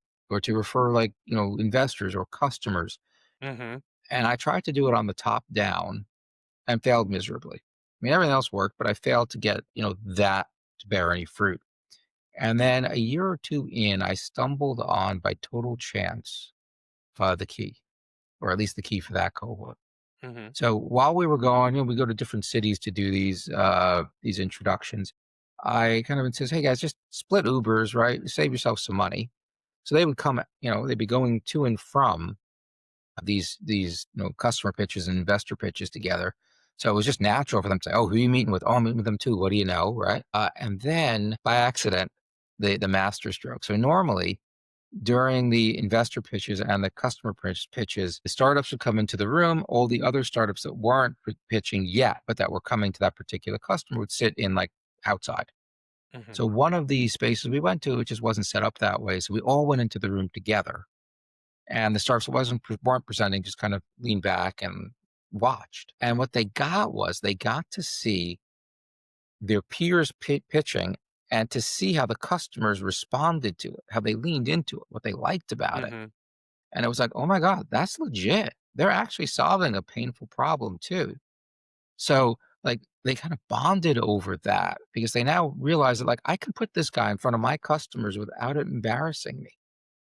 So that actually got us there. Now, how do I do that across different cohorts? I'm not there yet, Hmm. but I'm actually working on it as we speak, right? So in the background behind Riverside FM that we're using to record it is Yep. my window with ChatGPT, and I'm trying to do a kind of Wizard of Oz prototype of a tool that would enable portfolio companies within the same accelerator to ask each other for introductions, either to investors or customers, in a way that makes sense, right? So, like, Hmm. uh, you know, you may be 3 years ahead of me, and I don't want you to be as the accelerator. I don't want you to be deluged by startups that aren't ready for the caliber of introduction you can make. But on the other hand, I want them to be able to ask when they're ready. Totally. And I don't want you to feel like I've just opened you up to spam and put a target on your back. Hmm. So there's a way to do it where the requesting startup provides certain information to you in a way that kind of gives you a little bit of like comfort that like, hey, these guys are kind of ready. They're worth talking to. And then if you accept it, then you make the connection, you can talk and then make the connection to the customer along the way. But, you got to look at it from all angles so that, the companies that receive it are willing to do it. It reflects well on them if they make the intro, and they also get value out of it. So I'm Hmm. trying to figure out if I can make that work. It may not be enough, right? It may be like we get it, like, I don't know these guys. I'm not going to risk it. Delete, but we'll see. Like it's something that even all these years later, I'm still working on doing better. Yeah. It's almost like Tinder for introductions for the accelerator. I would like to think they're a little bit more, actually more like eHarmony, right? Because it's like we want to take Yeah, a lot of factors in. It's not just look and swipe. We want to put a lot of thought into that matching algo. totally. Yeah, it'll be very interesting to see you solve that problem. I think that's a big problem. From your mouth to God's ears. Yeah, yeah. Very cool. Well, so we're over to our fun fact about AI investment. Analysts say that AI spending is still accelerating, which it currently is by Gartner pegs. $1.5 trillion in 2025, projected to go to 2 trillion in 2026. AI is on track to capture over half of all venture funding for the year. Do you think so? There's also a huge talk about we're in an AI bubble. We're in an AI bubble. You've obviously lived through the dot-com bubble. Do you think AI is a bubble right now? And where are we in that cycle? Or what's your perspective?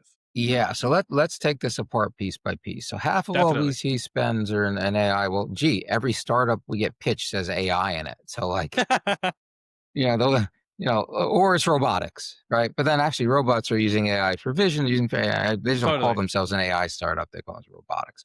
So part of that's definition, right? But part of it's also very real, but it varies stage wise, right? So the big rounds at the end, when you're looking at it dollar wise, skew everything. And the rounds for AI are just epic in size. Hmm. And they are, it makes sense. Like these once in a generation land grabs, I get them. People are afraid if they're not in it, they're not going to get anything. But then, of course, there's a little of a winner's curse there, like you can overpay.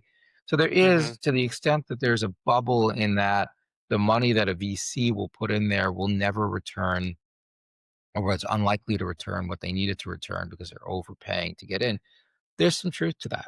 There may be, right? Maybe I'm wrong. Maybe everything will like pay off even more than people want to, but there's definitely a lot of FOMO there.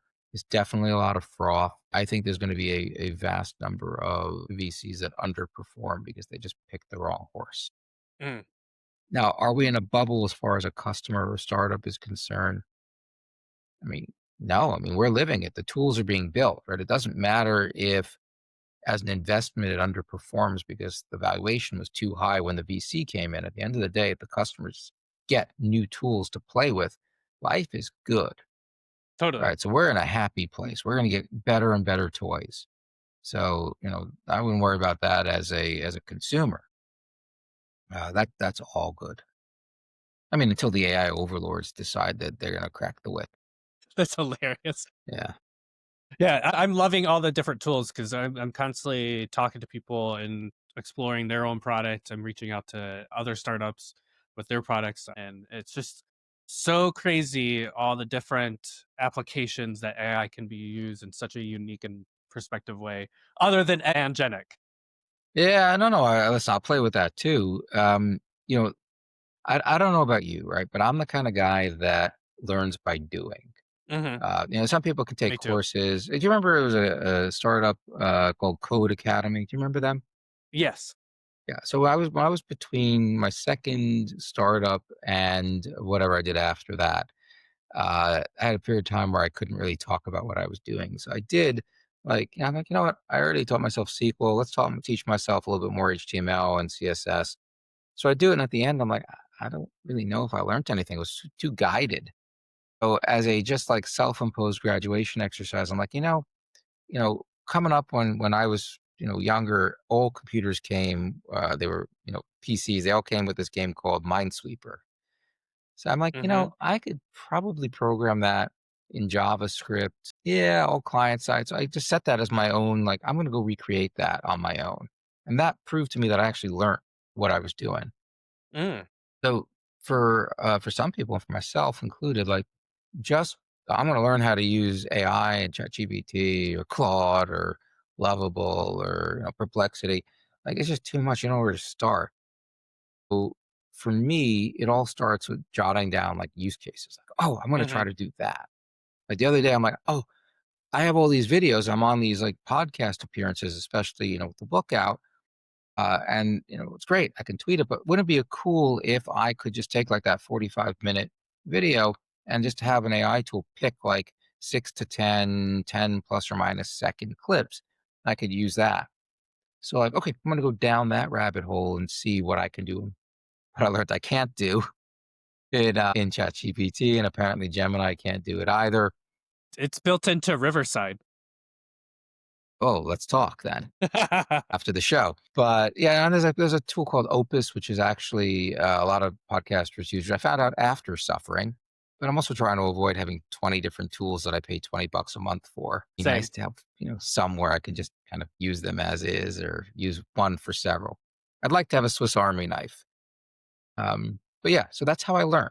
So I would say for like the people in the audience who, maybe they're not founders, maybe they're at their jobs and they have a real job, thinking about becoming a founder, maybe not, or even founders who are like, I got my core business, but I got to think about AI just so I could figure out like how it impacts me. The number one thing to do is just like keep a post-it with you or a virtual post-it on your phone. Every time you think about, oh, I think I could do that with AI, just jot it Hmm. down. Hmm. Make a list of like, you know, exercises for yourself and then just play with it. Like you'll learn the hard way, but play with it. Yeah, totally. Yeah, I cannot agree enough. I started learning to code using ChatGPT while I was creating my platform. And then I was like, there has to be a little bit of an easier way. And I'm like, Lovable. I've been hearing about Lovable. Let's try that. And then it was just like magic. But of course, early technology, it started like changing code in areas that I didn't want it to. And then it got so big that I needed my technical co-founder to come on board, which is a good problem to have. To clean up the spaghetti that you created. Yes, exactly. Well, cool. One more question about AI and VCs. So, if VCs are pouring so much into AI, and I know you said that now AI is just like incorporated to every single startup, basically. But how do non-AI startups compete in that world when there's not necessarily they're not a chatbot or an obvious AI first feature? Um, How could they differentiate themselves in these waters in such a way to make it I attractive gotta tell you, for? they started their pitch saying, "This is the only startup pitch you're going to see this month with no AI in it." Like, I would pay attention. Oh, Like, okay. just for sheer, like, zigging where other people are zagging. Listen, I don't Uh-huh. care. AI is a tool, Yeah. right? Blockchain was a tool. Before that, like, just mobile phones were a tool, right? They're Yes. all just Yep. tools. And the question is, what's the right tool for the job? Just because, like, people have discovered a Phillips head screwdriver and it's pretty freaking awesome doesn't mean the regular screwdriver isn't pretty damn good at other tasks. Totally. And Totally. hey, in some cases it's better because, like, the Phillips head will kind of you can strip the screw head, right? And it doesn't happen with the regular, well, what's the regular screwdriver called? Just the minus sign screwdriver. So flathead, thank you, thank you.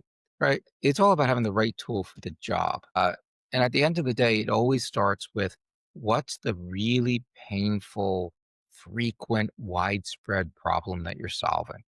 Hmm. Are you solving it in a way that's a quantum level better? Awesome. If it includes AI to make that happen, okay, that makes sense. If AI doesn't make sense for it and you've solved it a different way, power to you. I don't care. Cool. Cool. Thank you for that advice because my startup is not AI focused. It's not AI driven. It's people focused. So, um, and Okay. and everyone is just sprinkling in blockchain and stablecoin and AI and Yeah, genic own it. AI. Own it. Totally. But hey, Cool. we're solving a crazy painful problem. Our solution is pretty awesome and it doesn't include AI or tokens. Hmm. Lean into it. Yeah. Totally. I like that. Kind of be the opposite. Like punk rock kind of thing. Yeah. So let's jump over to prop tech and contech and reach out labs really quickly. We have about a half an hour left, and I want to be able to get to our very last section as well. hmm For listeners that are listening, can you just quickly explain what prop tech and contech is? Sure. Prop tech is short for property technology or real estate technologies. Anything that a real estate owner, developer, property manager, a real estate agent, leasing offices, all the architects, anything that they would all be using. And construction tech is anything that goes into like the building of. So construction tech would also span developers and architects, but also include general contractors and subcontractors, material providers. It's kind of a blurry overlap between the two. Sometimes people will like say, "Oh, it's just the built environment," and that includes almost all of them, except for real estate agents. I don't know. Everything in VC is kind of fuzzy that Hmm. way, but that's the general idea. And behind it, when you think about it, like construction and real estate, that's I think the second biggest sector in the world economy behind financial services. When you think about the amount of VC money that goes into financial services relative to Hmm. the size of its sector. And you compare that to the amount of money that was going into prop tech and construction tech relative to the size of that sector. The prop tech and construction tech investment is an order of magnitude, several order of magnitudes smaller than it ought to be in the long run. Yeah, yeah. It seems like it's so widely underserved, and at the same time, it's highly unregulated. Well, When everything's unregulated. True. When I was at the fintech conference, there was one startup that was buy now, pay later for commercial space. So whoever is leasing the spot, they would always get their property paid for or their rent on time. And then the other one was I like, think I actually know those. really I met him in Vegas at Blueprint. Is it like cool. Flow? Something like Flow? Yeah, yeah. I think it was Flow. Yeah. Small world. And then there was another one where it was basically like streamlining fintech for your general contractor or your service guy to come into your home and Yeah. trying to get Listen, them paid as quickly as possible. you ever hear the phrase like software is eating the world? That's like one of those old, like, oh, everything's going to be software now. I feel like fintech's sort of eating the world right now. Like even Mm, startups that are in other industries will sometimes have a fintech business model on top mm, of it. So hmm for example, I backed a company, it was called Rucket, right? They would haul like asphalt and gravel, things that are really heavy for low value add. They didn't haul it, but they created the software that the people who were shipping it, people that were receiving it, and the people who were actually hauling it back and forth would use. In fact, I used to go to conferences with T-shirts that would say, like, if you're not using Rucket, it's your own damn asphalt. Right? Good guys. Love them. Yeah. So, and a great company, like founders, it was like not their first rodeo by a long shot. They checked all the boxes. So great. And this is a good story, right? There's no but there. The interesting part was, they started off and each one of those three use cases, the shipper, the receiver, and the hauler, all had like SaaS revenue attached to those modules. But then they like, oh wait, there's more. They were actually going to factor the receipt. So they knew like this is what the bill of lading said, this is what the actual invoice said. We know you're going to get paid. And the haulers are always like, they always need money faster. So we're going to actually like pay the haulers in advance, knowing that they were going to get paid because they saw all this data. There was no uncertainty about it. And, they'd make some good money on that float. And when we looked at Hmm. their total addressable market slide, no TAM, SAM, SOM, just TAM. Their TAM was actually like, this is our TAM from, feature A, so sub TAM, feature, module B, module C. And then the TAM from the financial services thing that they built on top of it was 5 times bigger than all the others. So you'll often find instead of just charging, I'm going to sell it. I'm going to, I'll sell it and I'll make money per unit, or I'll give you a subscription. I'll make money per month. You'll Hmm. often find really interesting techie uh, add-ons to monetize in ways that are, more efficient and bigger opportunities than, the underlying startup that's unlocking the opportunity. Definitely. Yeah, yeah. It was pretty wild. That was the first time that I went to a fintech conference, and it was just across the board, just so many different things Mhm. in the convention center. How do you evaluate construction or real estate startups differently from classic SaaS? So we'll expand that, right? So there are a lot of VCs that only do software. Right? They don't Hmm. know how to evaluate equipment for sure, or even hardware. It's tough, right? So if it's something that's fairly simple, like I have, I don't know, I got a lot of respect. So this is a company, it's called Smart Barrel. Huh? What they do is they put these check-in kiosks at construction sites, and there's Huh? facial recognition, and it's like, Huh? okay, Andrew signed in at 9:02, right? So that's great. Goes right up into time roll and did the timekeeping, and they get paid to Hmm. the minute. There's no arguing. Well, I was there early. I was there late. No timestamp. You got a text when you showed up. Um, that piece of equipment is, I think, about $400 all in. So it's not a big deal, right? So for that, and Hmm. it's like $10 per worker per month, and the $400 up front, it pays for itself in like a month or two. You could just eat it. You could roll it into the cost of setting up, but you just charge them for it, and it's not a big deal. So it's not kind of a Totally. setup fee, except it's a material setup fee. Then I don't have swag for this other one because it's a huge piece of equipment. It's like the size of like, what's a good, it was like 2 John Deere lawnmowers, like, set Okay. tail to nose. And in fact, Huh? it looks a little bit like the bastard child of like the Millennium Falcon and a John Deere lawnmower. And what it's done for is like instead of drilling into the ground to put fiber in and like, these big 2-foot circular saws, kind of pray to God there's no unmarked water mains or electrical conduits or gas mains, right? That would be bad. And that happens all the time. And it's just slow and like risky. They'll take the fiber and they'll put it basically flat on the surface of the pavement and cover it with a resin. Hmm. Same kind of resin they use for road striping out in like Germany. And it's like 10 times cheaper, 10 times faster, no risk. But the piece of equipment that does this is like a $300,000 piece of equipment. Wow. And they are starting off right now, they perform, right? They self perform. And then they ultimately get to the point where they can rent the machines and sell the resin. And that's going to be their business model, like a razor and blade model, basically. Got it. So a lot of money's got to go into that equipment. Yes. I look at it the same way to start with. Problem and solution. You're there is really a huge opportunity, but then I think about its capital stack differently, right? Because it is such a large chunk. Like, does it make sense for them to finance those out of equity, right? You raise big rounds to make equipment. You have to, maybe, or maybe if you're packaging these up and you're going to sell rent the equipment, and you just need money for like the 3-4 months it takes to build them. Maybe you get like a line of credit, and that line of Hmm. credits, whenever you get a contract that fits within a certain set of criteria, you can go take that to the credit provider and say, "Hey, I got another one." Like, Okay, here's Easy. $300,000. Go build that machine. And then that means you're not raising that money out of equity, which Mhm. for an earlier stage investor means I have fewer people on top of me in the waterfall, more preference, get paid off before me. Mhm. When I do stuff like that, I think a little differently about how I advise them when it comes to raising the money they need to raise. Totally. Totally. Yeah, that absolutely makes sense, is like, don't burn through investor money just to build something. Use that money wisely, right? And get debt, I mean, that if you can get it, that's great in a way because you're not selling pieces of your company.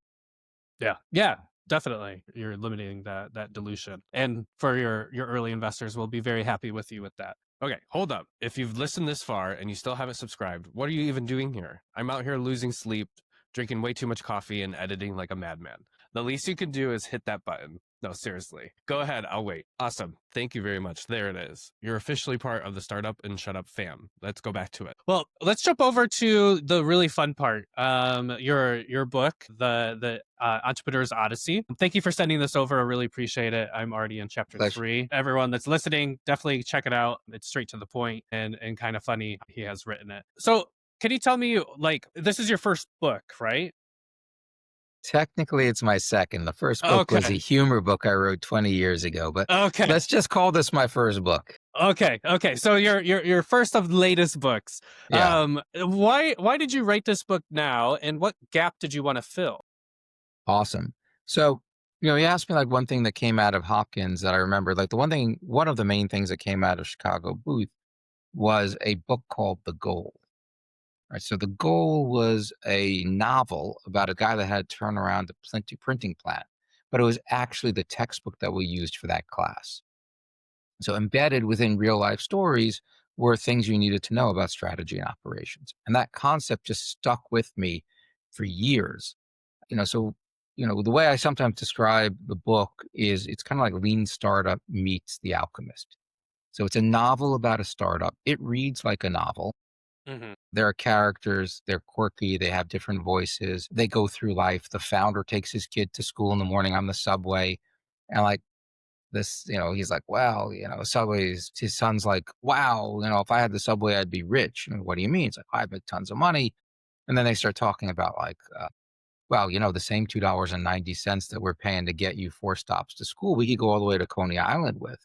And the son's Hmm. like, no way, Dad, that sucks. You got to pay more if you take more stops. So this evolves into a conversation about pricing models, like Uh-huh. pay as you go, all you can eat, freemium, even share of savings. But it's all embedded within that story, that conversation between the father and the son. It's not just two guys looking down at a pitch deck over a conference room table in WeWork. Hmm. So, I took that concept from that earlier book that I'd read. So, what problem does it solve? Right? The problem is, and I hate to say this, is that most business books are deathly boring. Right? They just are. They're written by the same dude in the Midwest with the same earnest tone of voice. And it's anecdote, anecdote, anecdote, name drop, name drop, name drop. And then at 20, like at the end of each chapter, like a couple of bullet points or in a gray box near you with the key lessons. All you need to read are the key lessons at the end. Just rip out those end notes and you're good to go. So they're incredibly boring. And, there's some good stuff out there, and like different kind of podcasts, different types of blogs, but you got to assemble your own. And at Hmm. the end of the day, stories are more memorable, right? Whenever I used to give advice to startups as running the accelerators, like, oh, well, Colin, you should do this. I'm like, okay, that's interesting. But then when I say, hey, Colin, listen, this is other startup I invested in a few years ago that was in a similar state. Let me tell you what they did. And I'd Hmm. walk you through that scenario. Like, and this is how they solved it. Like, always, always, always, that second way of telling it as a story that the founder could identify with was always more impactful, right? It always mattered more to them, always got them to make the changes they need to make. So instead of just writing this as a boring how-to guide, or as a novel, and I just embedded within that narrative the lessons in the hope that that makes it more accessible, more interesting, and more memorable. Hmm. Hmm. Yeah. And even going and touching on that point of storytelling, I think it kind of takes us back to our childhood, like, and kind of taps into our inner child in such a way that it just is more memorable. And then just us being human, We love stories. Like that's why movies are so popular, right? And then you get to dive into someone else's world.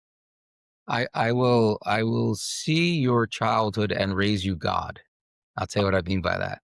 Yeah. There's not a single religious text that I know of that begins formatively saying these are the things you need to do. Mm, All religious texts begin with a story, usually the creation story. And then they follow patriarchs, usually patriarchs. I guess it could be a matriarch, but it's usually patriarchs hmm through their lives. And embedded in the dilemmas that they faced are lessons for us to learn. Right. So this is not an original idea. Right. I stole it from the other book and ultimately we're all stealing it from like the Bible or the equivalent. hmm But it's just a much more effective way to like really impart a lesson. Yeah. Yeah. Interesting. Yeah. I like that. I like that a lot. That definitely makes sense. Yeah. So I So want to see these right next to the Book of Mormon in all the hotel rooms from now on. yes. Yeah. Just imagine how many founders there would be. Yeah. At every convention in Vegas.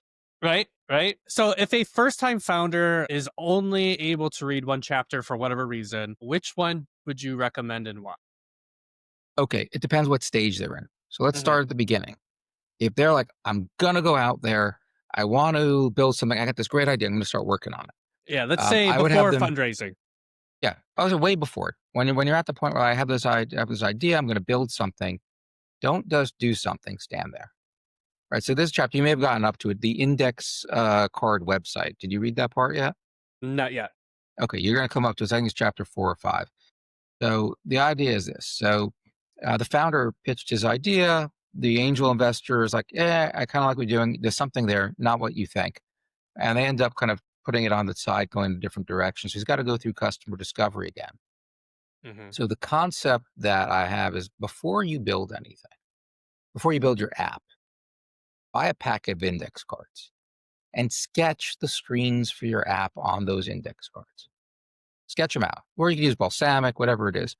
And then when you're talking to someone, say, hey, Colin, listen, here's what I want you to do. I want you to pretend that you got this app. You just downloaded it. Mhm. And I want you to interact with it the way you would if it was on your phone. I'm going to give you the home screen. Just touch whatever you would touch. Do it as if it was Mhm. the screen. Don't ask me questions because I'm not going to be there when you do it. Mhm. Just figure it out. The one thing I'll ask you to do, Colin, is just verbalize what you're thinking because I can't read your mind. And I'm really interested in what you're thinking. So just say it out loud. In the in the context of the book, the entrepreneur Marcus is talking to a woman who's a real estate agent because that's he's thinking it might be his target market, and he's giving her these packs of index cards, and like she's touching this, she's not touching that, and they're navigating through the site, and she's like, well, I'm not really sure like what's going to happen when I press this, am I going to hear a warning or not a warning, and like so like you learn a lot about it, and what's equally important is you learn if you do this 20, 30, 40 times sometimes people don't touch any of those buttons. And you're like, well, why didn't you touch these buttons? And you're doing the debrief at the end. So I don't know what they did. We're like, yeah, it's not really that important for me. And both of those are really important lessons, right? The latter means don't build that. Mhm. The former means like your UX is a problem. If you really think it's valuable, you got to figure out a better way to communicate that in a natural way. But all that lesson, you can learn that two ways.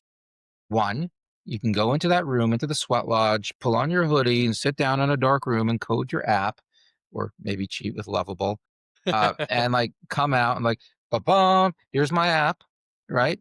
3 months of no salary later, or you can buy yourself, for like $5 or less, a pack of index cards and a pen. Right. So which way do you want to do it? Yeah. I mean, saving time and getting the feedback from the customers that they're going to be Absolutely. using it makes more sense. Definitely. Yeah. Cool. And then for the people who are like, oh, but I do want to do a cold email. Yeah, I got different chapters for you guys to read. Yeah. yeah, definitely. yeah, very interesting. So, what case study most changes how readers plan sprints as You mean far from the book Yes, or in general? correct, from the Yeah. book. So the index card is probably the most kind of transformative in the way people approach things because embedded in it, it's like, how do I learn what I need to learn faster and cheaper? Like, Mhm. what can I test for $1? What can I test for free? It's like a mentality.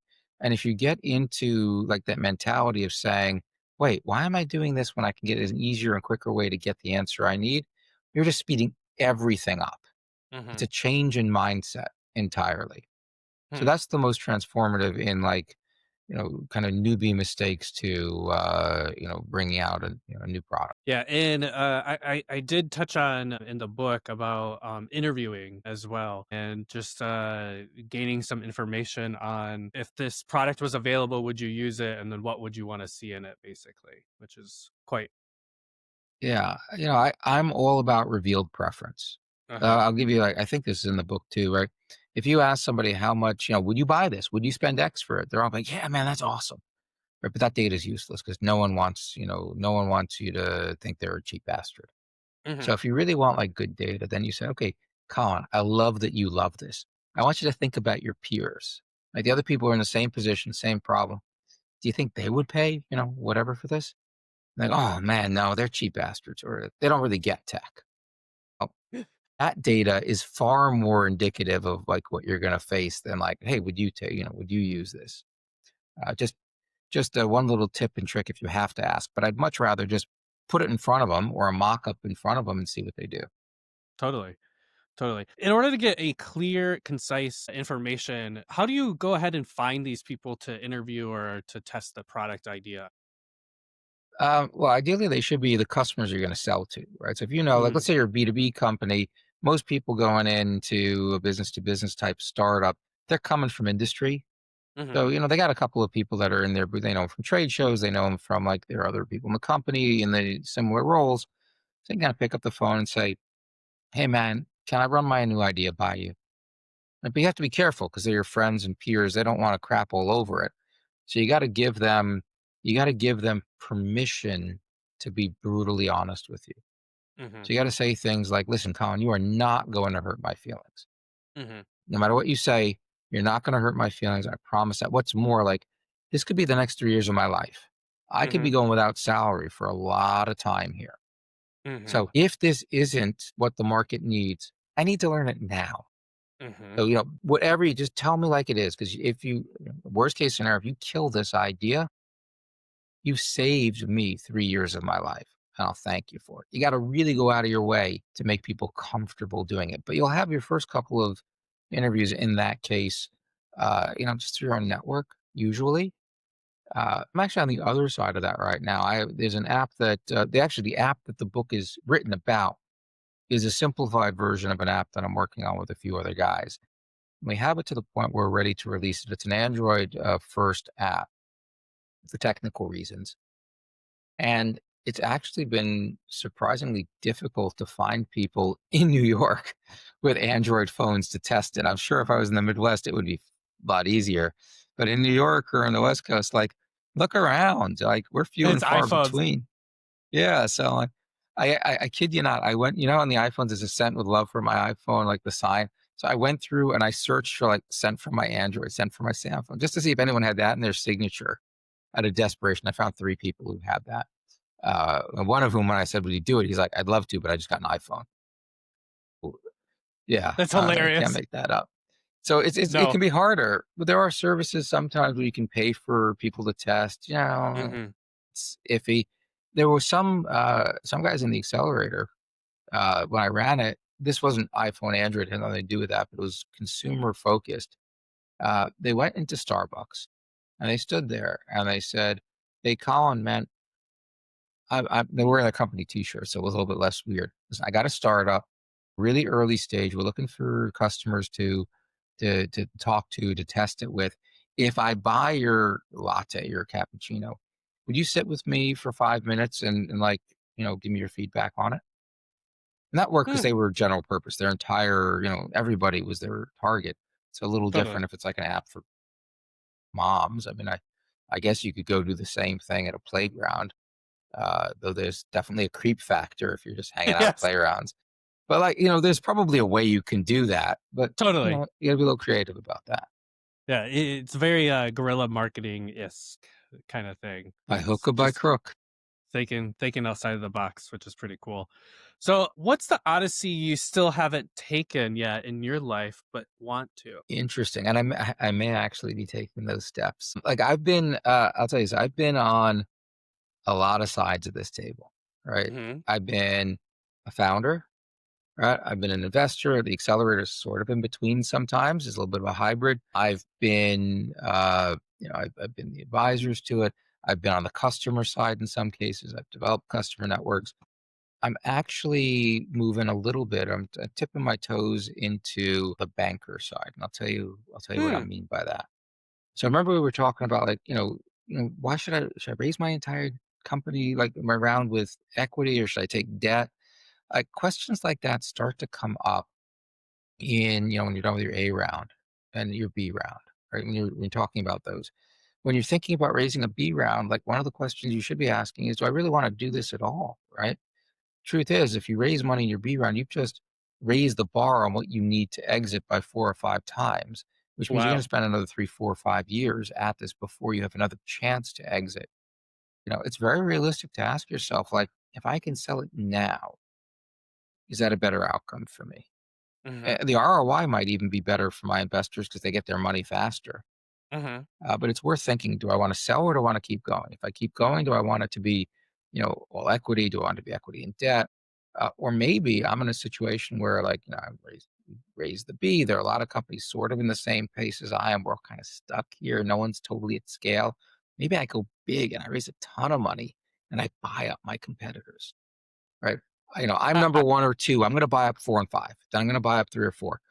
Right? It's good. You roll it up, and that's one way to win at it. These are all banker questions. Mhm. So I have been, with various points, looking for bankers to like connect my startups with. And the tricky part is there's no shortage of bankers that'll do, no shortage of good bankers that'll do $100 million plus deals. Right? They're good at. You'll find people who know your industry left, right, and center. Awesome.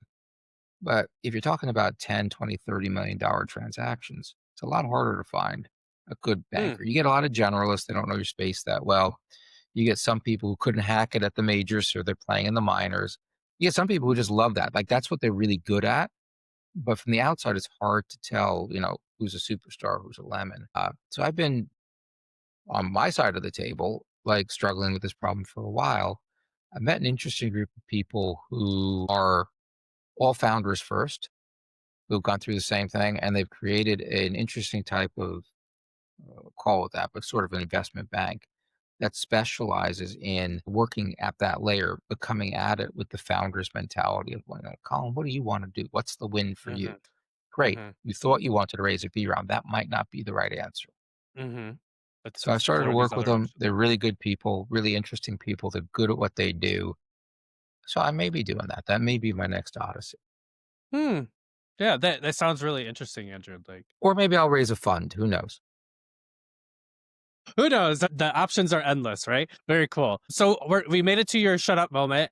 This is the moment where I ask all my guests like a point in time that was an inflection point, or people were telling you, Andrew, you can't do it, or you kind of felt like just throwing your gloves off and like being done with startup world or entrepreneurship. What was that moment for you? And talk. Yeah, so for me, it was less someone telling me to shut up, but then there being like this sound of silence when I like, well, who can I ask about what I want to do?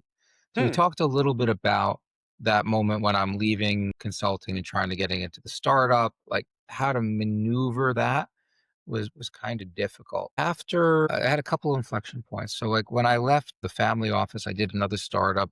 That startup was a great learning experience, meaning like it was horrible. It failed miserably. And it was kinda tough after that, right? So it was kinda tough after that. It took me a good year to kind of recreate myself painstakingly, trial and error, position myself. It's like, well, I've been a founder, I've been an angel investor, like, what's the next step for me, right? Until Hmm. I figured out that the accelerator thing was a good idea and before I kind of maneuvered myself into a position where, like, I was attractive for that role. That was tough. Like, no one was telling me I couldn't do it. There just was nobody around me who was telling me what to do, and that was kind of equally scary, if not more. Totally. Totally. Interesting. Yeah, very, very interesting. So, we I know we don't have that much time left. I want to ask just a couple more questions. And thank you so much. Like this has been absolutely incredible, and I hope all the listeners and the watchers will Really enjoy your episode. If you were starting a company today, what wedge would you pick and why now? Mm. So listen, it's fairly simple. We got a lot of technological change that's happening right now between, Hmm. I'll say it, AI, robotics, and different flavors of AI, like machine vision, speech to text. All of these things were things that didn't work that well Hmm. or didn't work at all or weren't easily accessible a mere 3, 4, 5 years ago. So if you're looking for something that is like a step level change that's opened the door to new possibilities, there's a lot of those out there. Like blockchain isn't fully played out, though Hmm. it's gotten to the point where people have been playing with that long enough. If that's your differentiator, maybe not. So there's lots of why nows out there. But at the end of the day, it's here's a painful problem. It still exists. Does this solution as a new technology in this case make a difference? But there's also other why nows. Like you could come up with a why now. Like we went from a primarily free trade international trading environment to an age of tariffs again. That's hugely Hmm. disruptive, Hmm. right? And it's created a lot of pain. And where there's Hmm. pain, there's an opportunity for solutions. So that's a potential why now. So really, I would start out like, what do you know? What problems do you experience firsthand? And like, are there now solutions that weren't available before? Or in the case that I gave before, are there new problem that didn't exist a while ago, but now it is a problem. So now it needs to be solved. And then advice for anyone who might be experiencing threat of layoffs due to AI or downsizing of a company, but maybe technology is not their forte. Maybe them not founding a company is their forte. What kind of pieces of advice do you have for them to be able to find their solution for their? Yeah, so that's a tough one, right? So in the long run, all these tools end up boosting productivity and making us all better off. In the Mhm. long run, people don't leave resources sitting on the table. So if there are people out there that are good for something, they'll ultimately be used for something.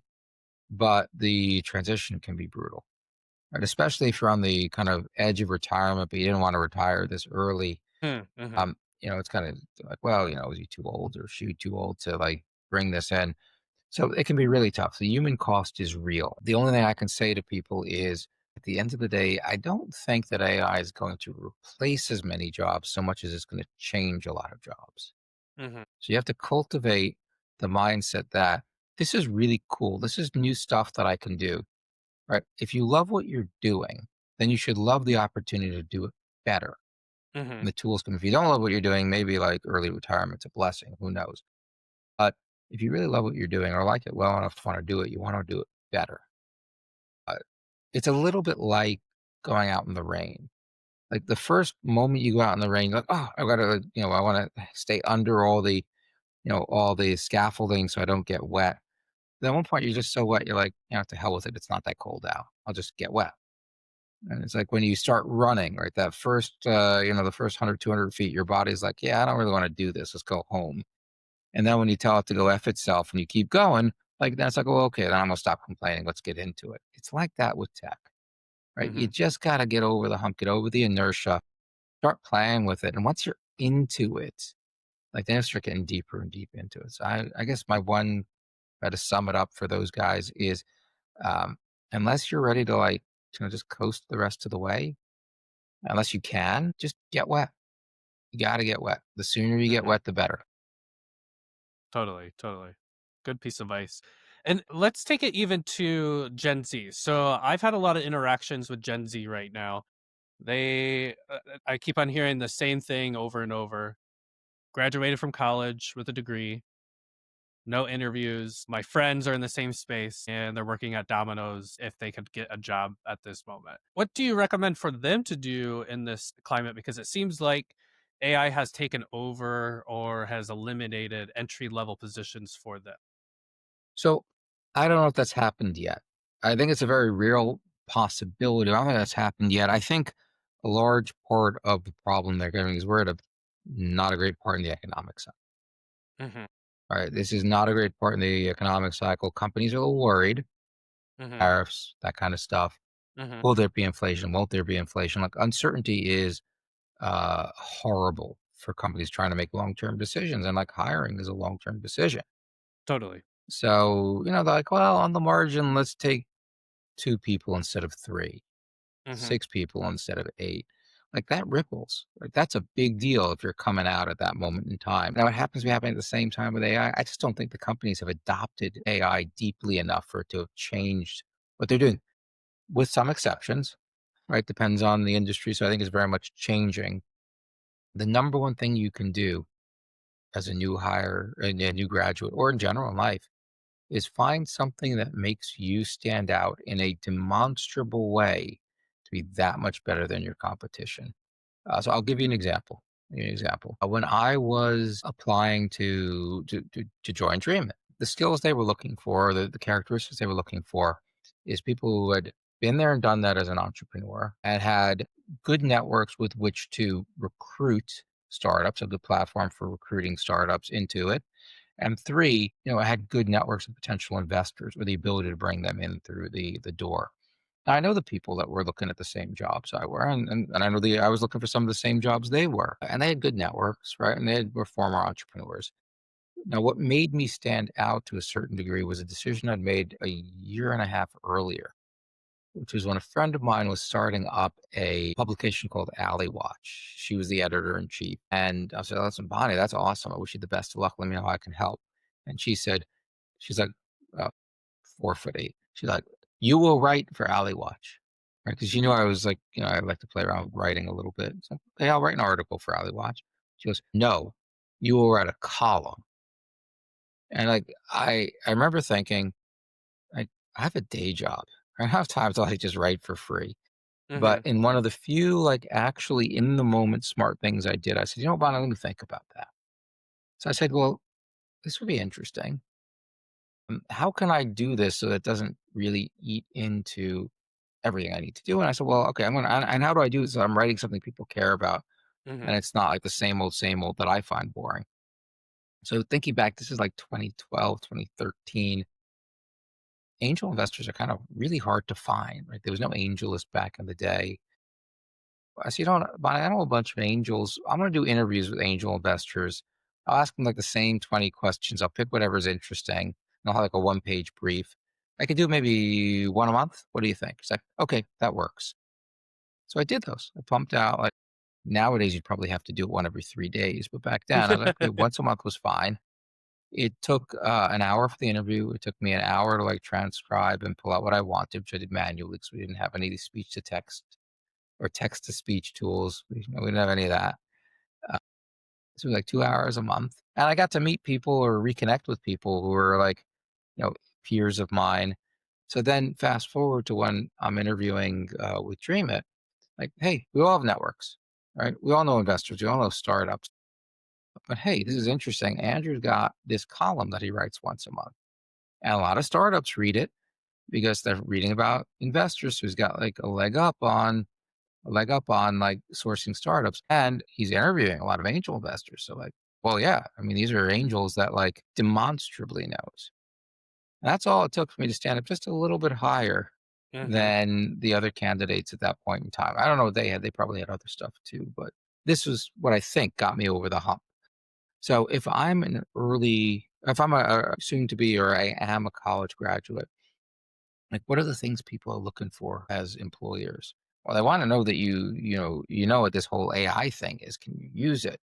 It's like, Totally. yeah, I took these courses. That's great. What can you do that is demonstrable? Like, obviously, point to it. Done. Like, Hmm. maybe I got my interns who are helping me with the book. They've done these video Gen AI videos where, like, the guy on the cover he's like running through the maze. I want to do more of them. That's great. When they go to apply for jobs, like, well, what are you doing with AI? Like, I made these. Yeah. Right? Yeah. So you Have a want to have something you portfolio. can point to that will stand out. Like, yeah, everyone says they did it, but man, he did something cool. Did you see what he did? Hmm. So that's the advice I'd give him. Yeah. Love that. That's really cool. Very, very cool. Two more questions. We're just about at time. So funding always comes up with anyone who is thinking about starting a business and taking that leap. What creative solutions do you have, as far as not necessarily advice, uh, different kind of sources of funding that could be creative for people to start, no matter the amount of money they think they need? Yeah, so you're gonna start with, basically your own pocket. You gotta Mhm. start with your own pocket. There are guys, back in the day where we've been pitched a bunch of e-commerce sites like, "Yeah, every $100 you come in is like, $2,000 of sales in like a month and a half." I'm like, "That's office awesome. Are your credit cards maxed out?" Like, "What do you mean?" I'm like, "Listen, if you can get paid back in a month, 10x, you should be maxing out all your credit cards." Mhm. Right? Now, most companies don't work that way, and that was a little bit of a gotcha on my part. But, if you really do have something like that, then self-finance as much as you can. Friends, family, and fools are gonna be your first money out. There's nothing super, crazy or original about that. The Mhm. best thing I could say to you is cultivate a mindset of, "What can I do with very little money?" Right? Mhm. And take it a step back, right? I can simulate what my company is gonna look like to a large degree in a spreadsheet.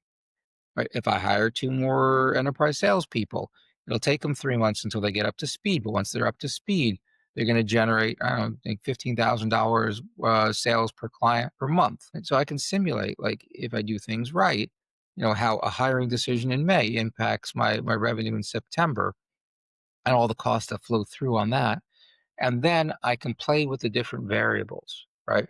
I think it's gonna take them 3 months to get up to speed. What if it takes them Mhm. 6 months? I Mhm. think they can sell 3 clients a month. What happens if they can only sell 2? And you can figure out which ones of those variables really make or break your company.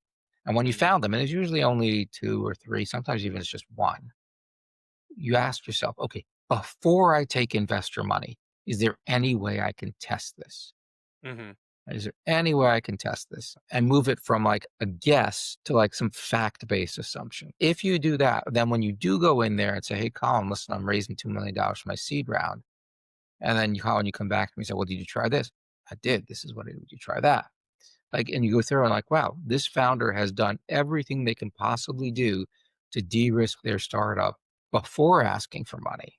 Mhm. Like, you know, you're still asking for money. It's not the most creative way to do it, but at least you're doing it right. At least you're Mhm. maximizing your chance of getting a yes. Cool. Cool.